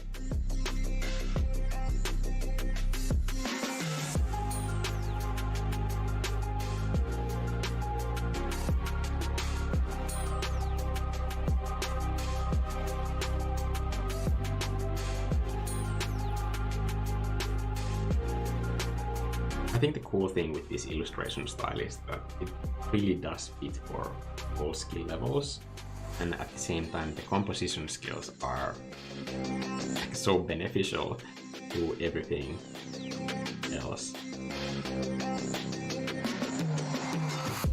that it's like a secretly learning art, even though you don't mean to.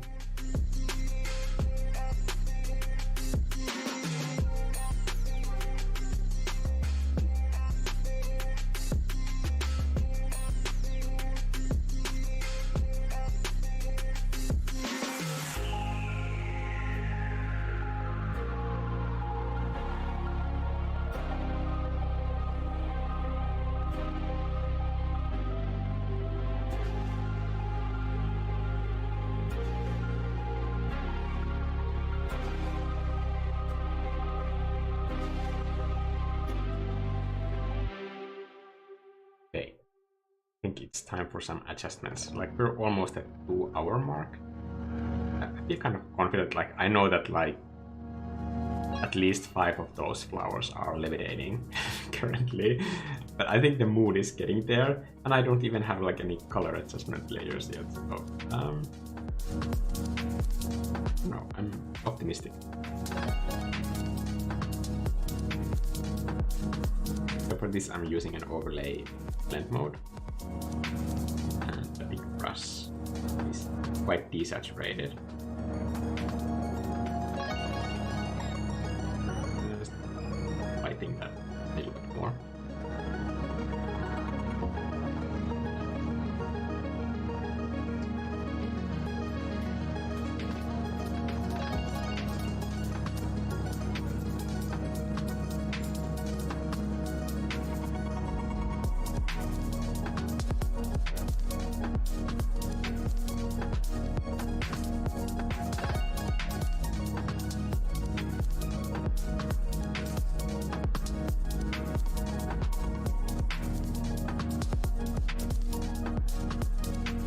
There's like a big hole in the middle.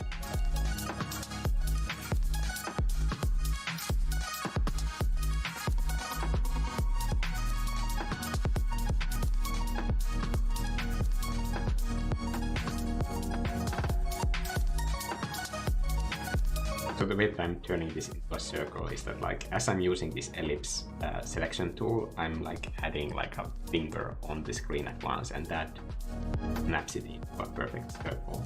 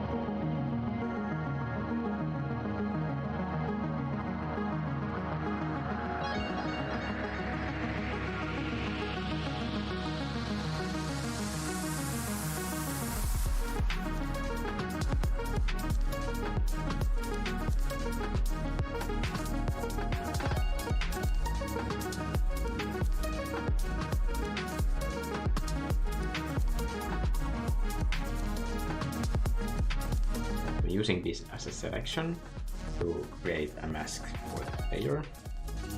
Because other way around, you can always invert a mask. Okay. This ring.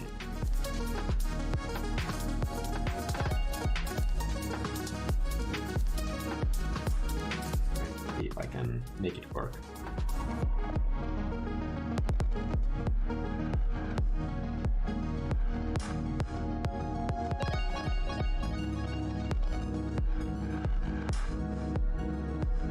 Sometimes when you have a layer that doesn't have enough saturation in it, you can just like close the hue and saturation after cranking the saturation up and like doing it again, and to kind of get further with those tweaks.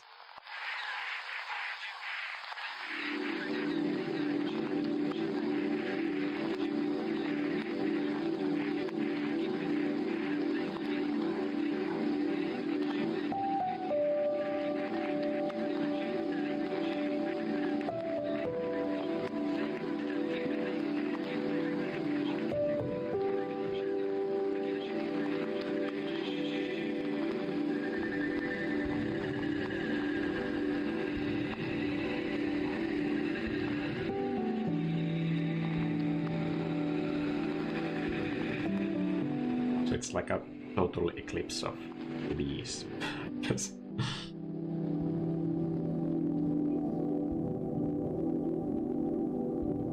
It's so dumb that I can't not like it. It's that level of dumb.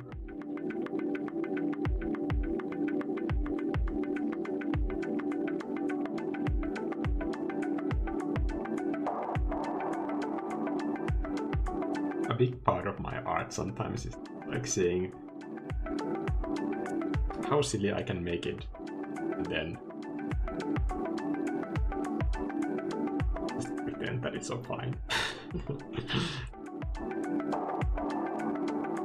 It's sometimes like so surprising to see that like there's no art police that is gonna come and say that like, hey Mikko,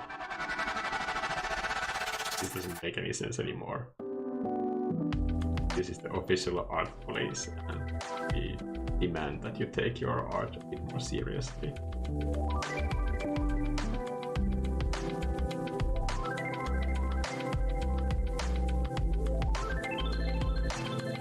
But part of me still expects that to happen. Somebody's just like, that's too much. You have crossed the line. What is acceptable behavior for an adult human being?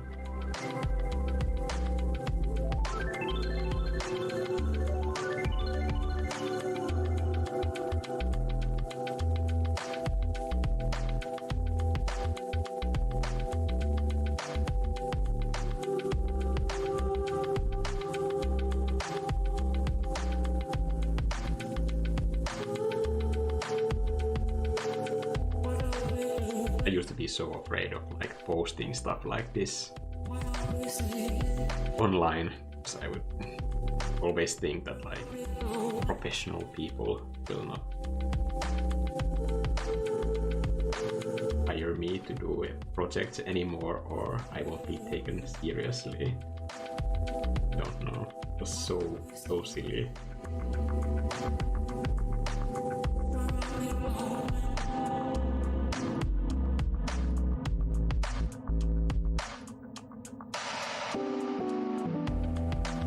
Absinthe is asking, did you plan in those clouds from the start? Absolutely not. Because I feel like they really make the piece come together. Me too. They're bookmarking the whole 2 different zones of this piece together. So I just got lucky. Just lucky.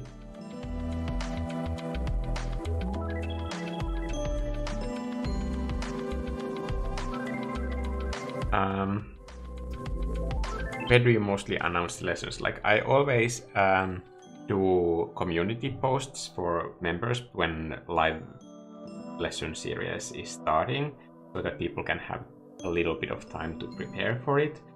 And I often also post in my Instagram stories when those live lessons are happening.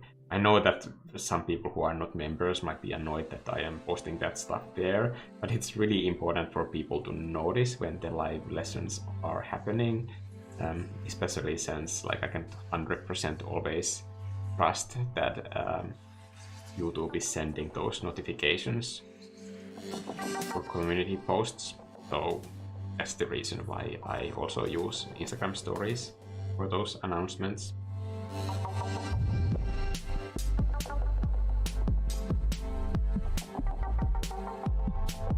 And honestly, it's important for me to keep reminding people that like this membership even exists, because whenever I mention it, most of the time people are like, what, where? Is this Patreon? Like most people don't know that the YouTube memberships are even a thing. So that's also a boring but a real reason why I use Instagram stories for that as well. There's something about these wings that I know having a problem with. I think I'm gonna just select it. I selected multiple layers at the same time. Well, doing a tweak. Currently it cannot show me all of the layers at once, but that's fine. I know what's on those layers. Bending it a little bit for what I want. I think that's better. I'm gonna do the same for the other wing as well.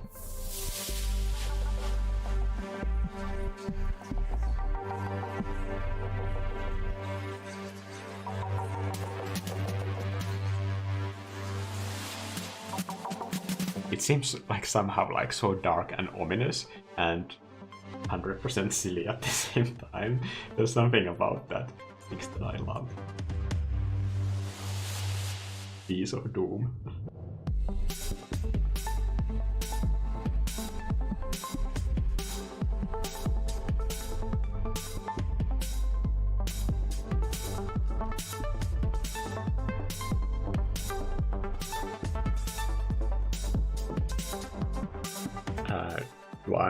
One while RCI is saying, Mikko, will you promise not to what? Not to for us when you hit 1 trillion subscribers. It's not happening, but I don't know what you're asking.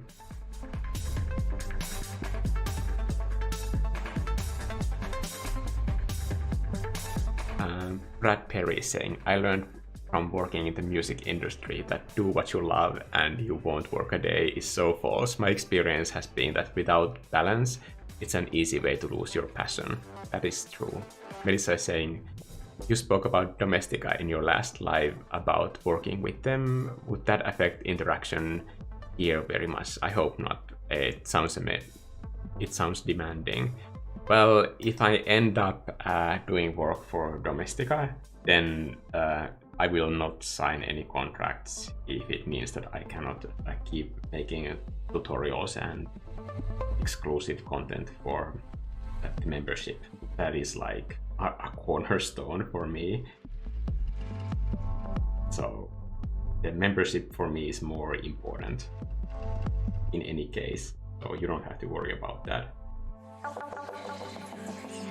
If it's a deal breaker for them, then I just won't do the deal. It's that simple.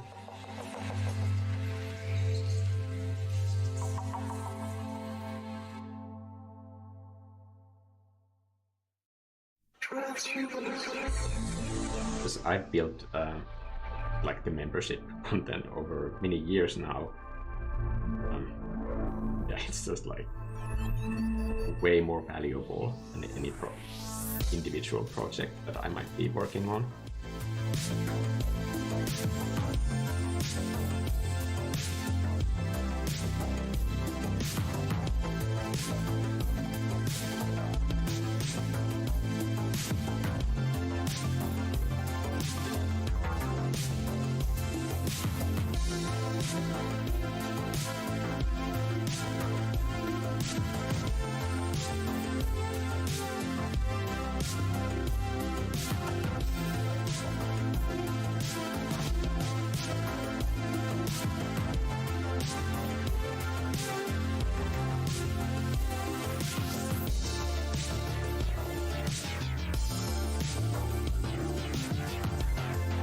It's that dark. This is the brown color that I'm going to be using in additive blend mode to create these highlights.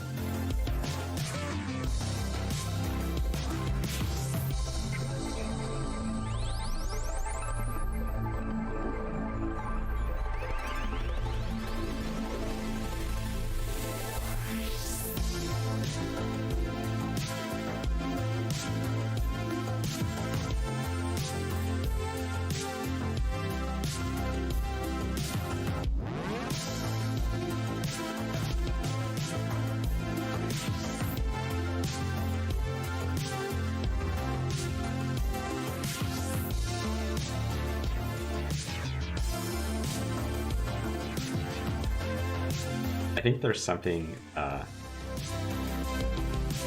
about the way that like the content can be done and structured in these memberships that I don't think can be replaced by any other system. So that's one of the reasons why I think it's really important. And it's just fun stuff for me to make, honestly. Like all the live lessons are fun for me to do because it might be like the similar art teaching that I do art classes, but I get to do all the assignments myself. So for me, there's that aspect which is, it's just fun to be able to participate in all of that stuff. you know what it's like when you're an art teacher in a class and then you see that like some student is like doing something that is like super exciting, and then you just feel like, oh my god, I wish that I could be a student in this class as well. I get to do that, and that's really fun for me. As much as I like art teaching, I always think that for me to be able to actually make art and make my own art pieces and art projects, that is something that all these other things are always going to enable, and they are always going to be a priority for me to be able to make my own art. I would never stop making art just to focus on art teaching. For me, being able to make art myself, that's more important than like anything else really.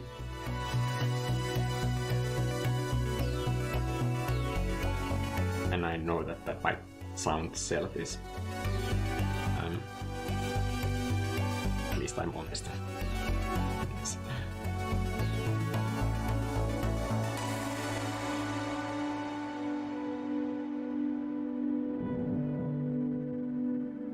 Because for me, like, this is an art channel, and I am sometimes talking about like these like other client works and projects, but I wouldn't be doing any of this if this wasn't what I want to do with my life really.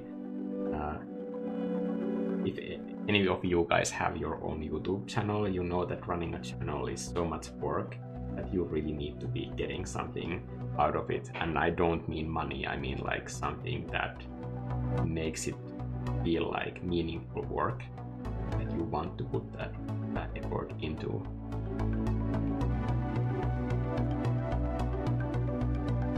Even if YouTube paid me well, it still would be like way too much work to be worth it, which it doesn't. Like, YouTube really is not an easy way to make any money, so I'm not saying that in any way. If you're considering it, if you consider doing YouTube, think about it from the point of doing something that is fun, that you want to do, because otherwise it will just be too much. I promise you.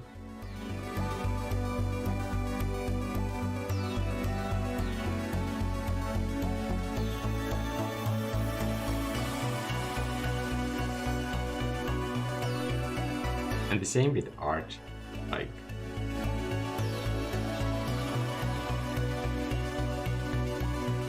I think I can't imagine somebody who is like getting like paid tons and tons for each commission.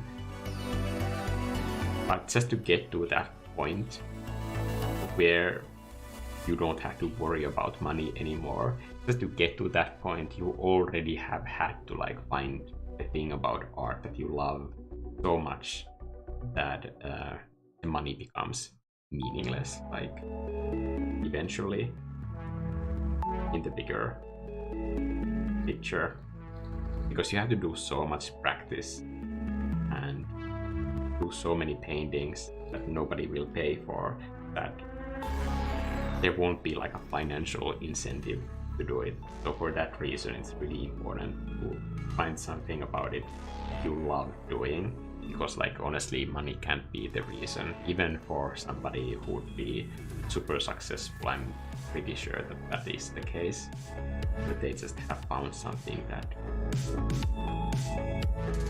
makes it meaningful for them.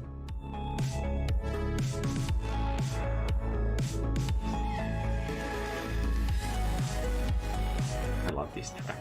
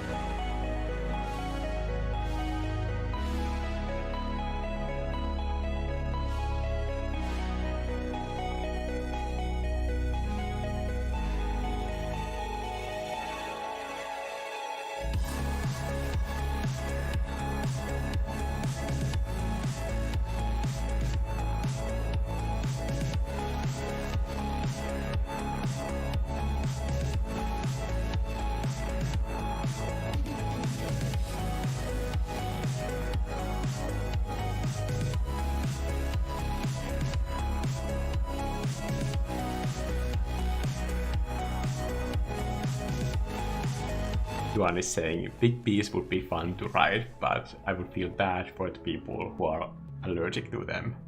Yes, I think me too.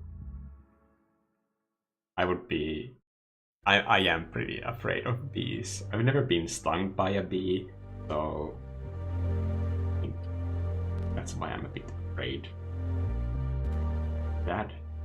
But I guess once I'm stung by a bee once, then I already know what to expect, and then it won't be that scary the second time.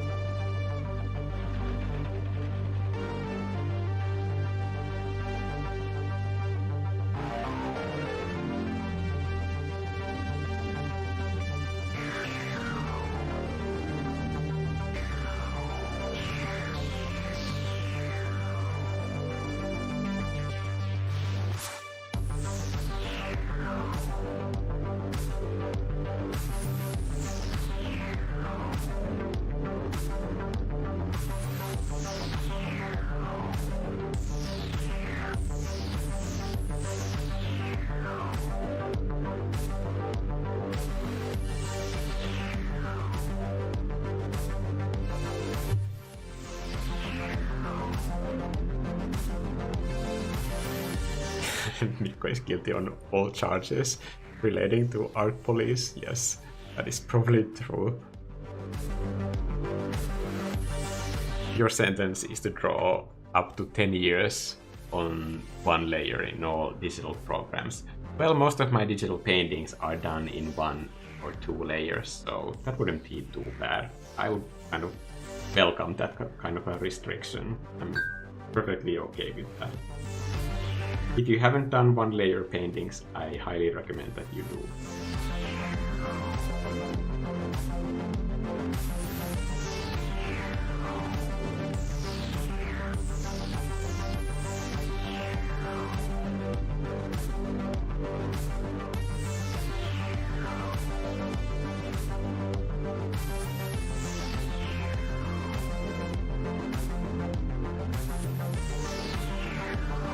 But obviously for this style, layers are pretty much the main tool.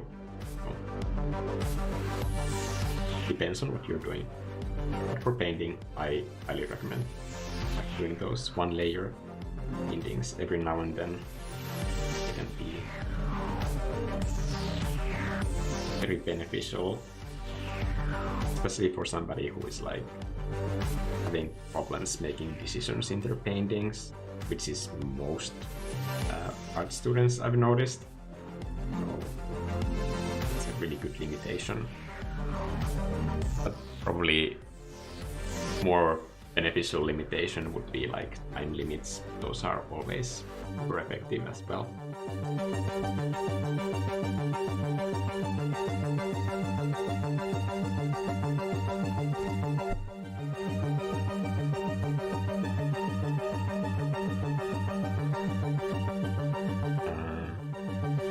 Stems are a bit flat.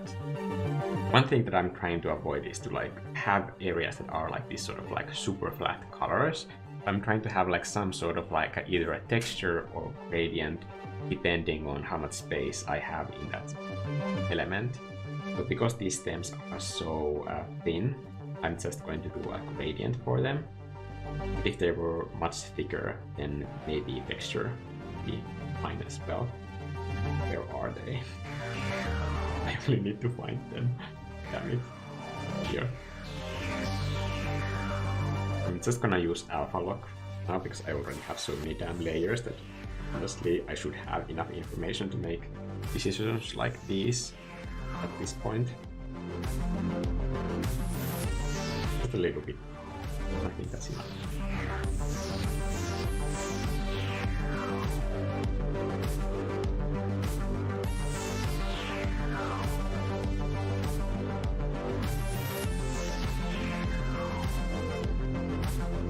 I think the eclipse glow could be more interesting. I think later I could like try to experiment having some sort of like a rainbow or gradient from like more bluish to these sort of like pinkish purples. Let's see how that could work. But right now I think that it's just like a lot of tweaking that would be boring for all of you to watch. So I'm gonna leave that later. But for those purple edges of these flowers, I think the top edge could benefit from some sort of like highlights. I'm gonna set this as a clipping mask in additive blend mode, get like a blue color to test that theory.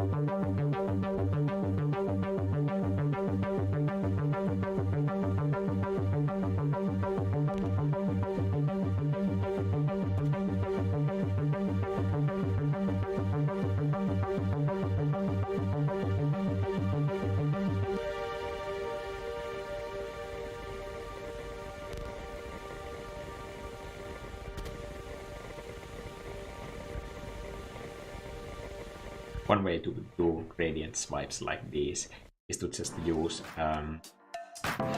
quick shapes to first make the brush stroke like this, then hold the pencil and then peak the gradient in place. If you are working in a tight space and you just want to have the right arc for it, I think that's fine. Definitely happier those flowers right now.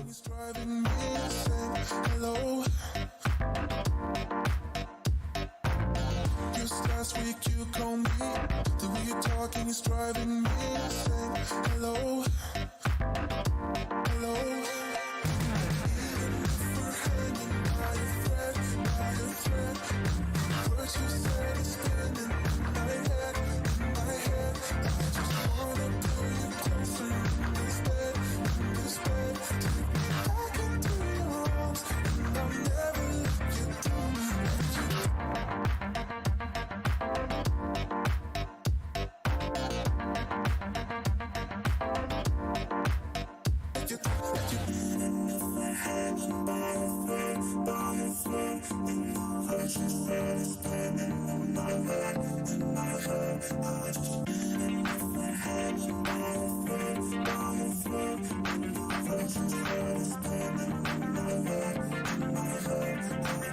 Just last week you called me, the way you're talking is driving me insane. Hello. Last week you called me, the way you're talking is Absolutely saying it kind of looks like these bees are huge. They might be. Maybe they only appear during this sort of like a purple eclipse and they harvest the planet.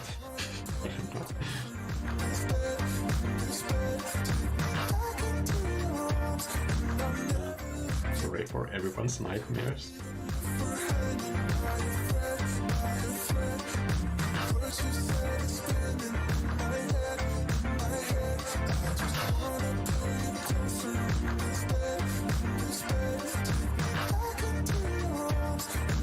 Okay, so I'm gonna go into this glow and now try big blue. One way at this point would make that work. First I need to have these additive layers on one layer, so that's all of the glows. So I'm adding a clipping mask, I'm setting this to either hue or color. First I'm gonna do this in normal blend mode so that you can see what is going on behind the scenes. So I'm swiping a blue color here in normal blend mode. And now I'm going into color.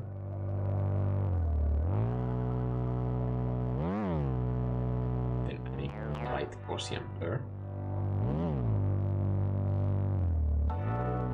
And duplicating it, normal blend mode.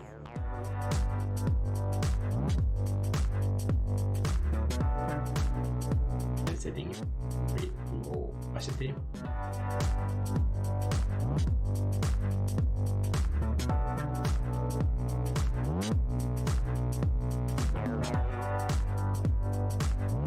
I'm going to erase the top part.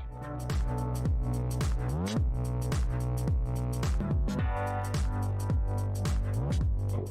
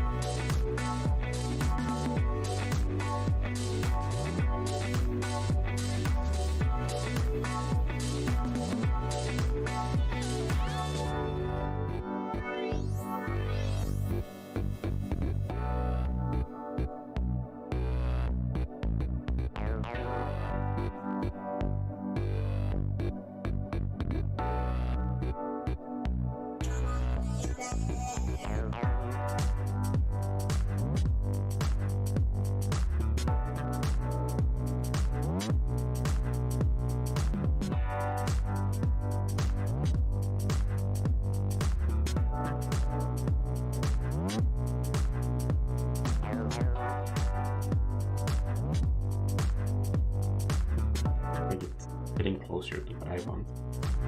I just think that this shape is a bit sharp, so I'm gonna blur it a little bit.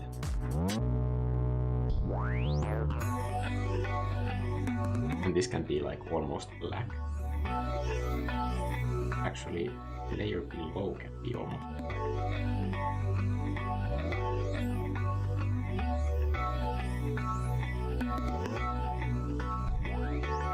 That way I have more control with this one.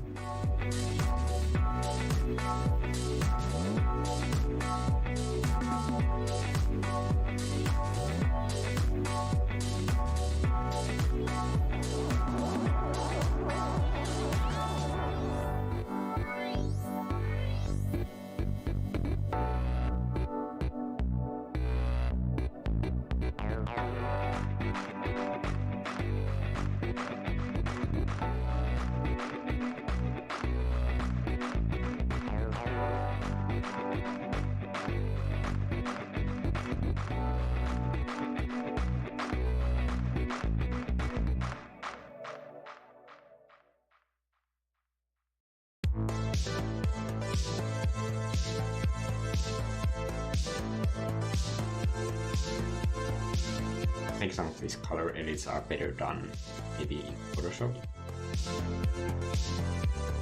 And I will have more control over individual areas.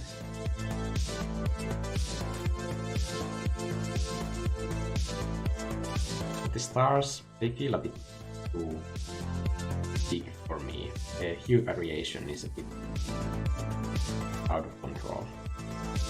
So for that purpose, I still want to have those glows be like saturated, but to clamp down on that hue variation, I'm gonna make a new clipping mask. I'm going to fill all of them sort of like basic flat hue. I'm gonna set this hue and low opacity. This way all of that like color variation gets kind of boring color, whichever you feel is better.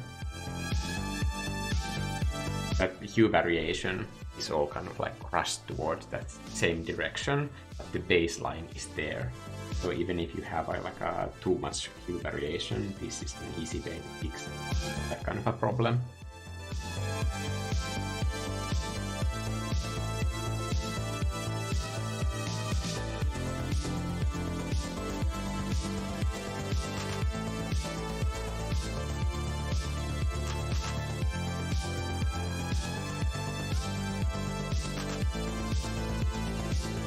Mikko, I was wondering why you prefer to use Procreate's light interface over the dark interface. That is because I tend to work quite dark, so the light interface gives me context to see like the actual lightness and darkness for my preference. If I work with a dark interface, then all of these colors would look way more lighter to me in comparison. So when you're posting artwork to Instagram, for example, and you always feel like I didn't intend this to look so dark, it suddenly looks darker in this screen or in this gallery, then if you constantly have that experience, then I think it would be a good idea to maybe try switching to either light or dark mode, depending on which problem you're having, if your paintings are too washed out or too dark.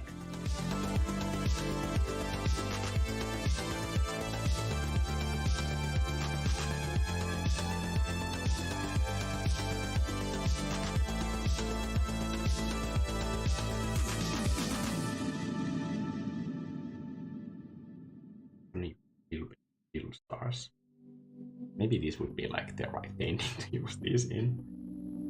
I might be like erasing all of the stars that I have later because I'm not like 100% sure I have found the scale that makes sense for them here.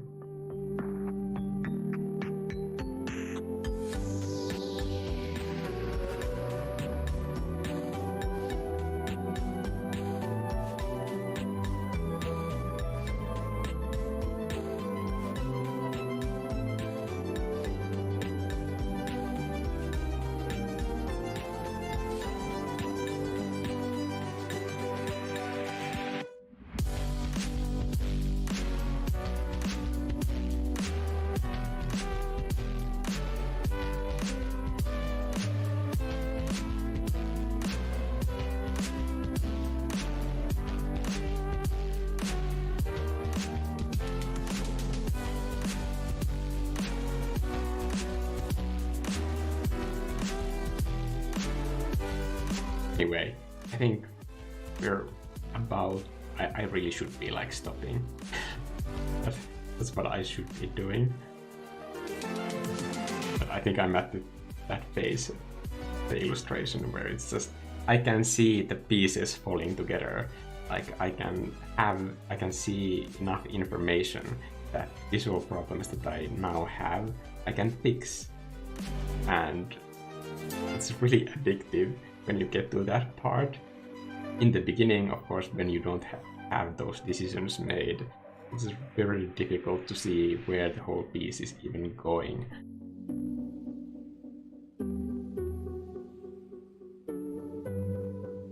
But at this point, it kind of feels like... I don't know if anybody plays these games, but there's 3DS game series that is called Picross, and I love playing Picross games, and they are these sort of like number puzzle games, and when you have done like a certain level of numbers, when you have solved enough numbers in the grid, like the rest of the puzzle kind of like suddenly like unlocks and everything becomes super easy. The difficulty curve is like usually very high in the beginning, and it might get even higher in the midpoint, but like every puzzle has this sort of like a breaking point where all the answers just come flying to you, and it feels the same way with an illustration like this.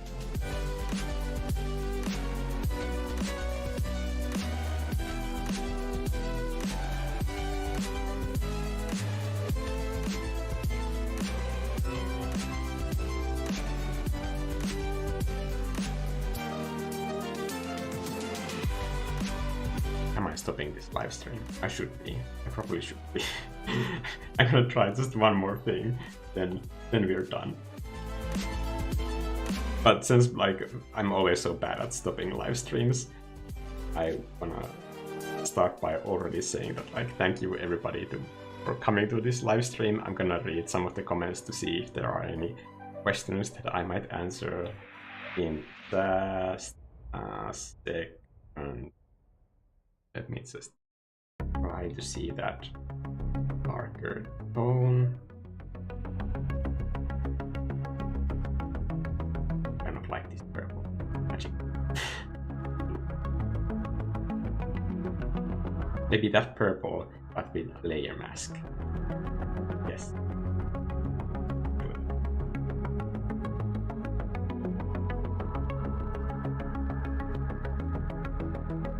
Oh, since it's a big gradient, for this purpose it's better to use sprays. Always use sprays for big gradient.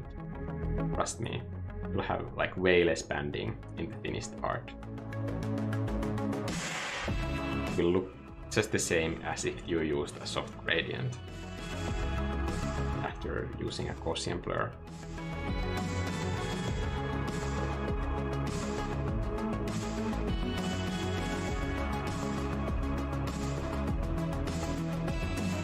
Also, I think there should be like a bluish rim light. I said that I'm gonna stop, but like I'm just gonna like one more damn thing. Come on.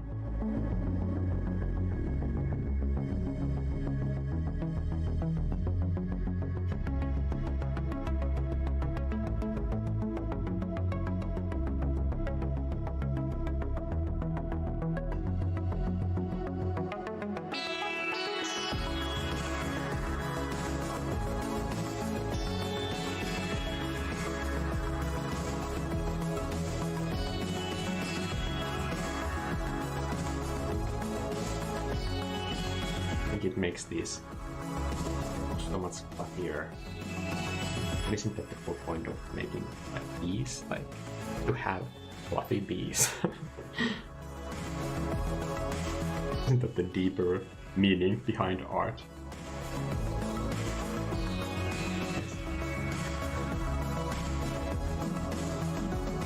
Should these eyes be in green and mode as well? Probably. Where are my eyes? Here. I'm gonna duplicate that, put it into screen blend mode. Adjust it down a little bit. Okay, now the final chat check.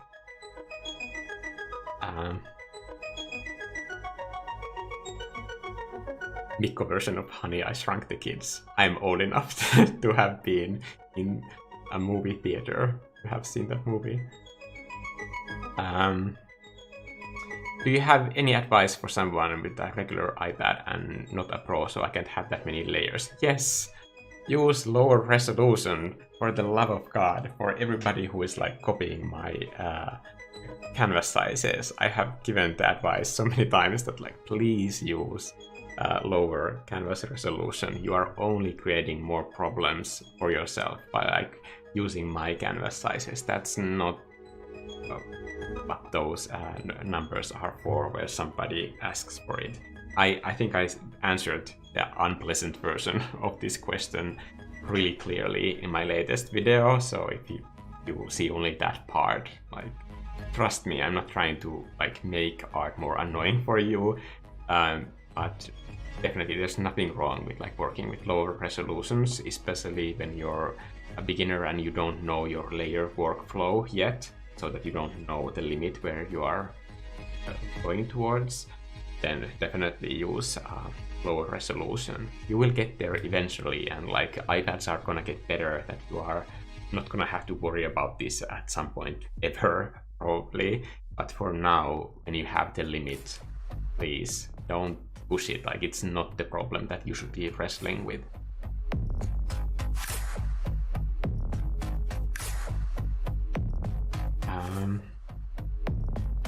Hans Alexander is saying, I just bought Mikko's graphic illustration brush set. Yes, thank you, thank you. That means that more videos are gonna keep coming, and I'm not gonna starve to death. And Vivi is gonna get more fancy dog toys. Also, maybe try merging layers together whenever possible. Make sure you are saving backup for merging, that way you don't completely mess up your work. Yes, I really don't want to get into like more advanced workflow stuff like at this point, because you could like make, for example, duplicate files, but even that, I think, before you're at that stage where those tips matter, then like just working in a lower resolution, I think it's a better option, unless you are working for print. Only one bee has a mouth. Good point, I didn't even notice that.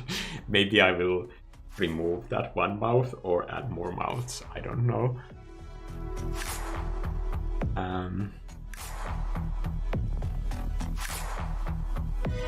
This is me still painting at 4 AM, desperately trying to stop myself so I can get any sleep. Yes, it's too addictive.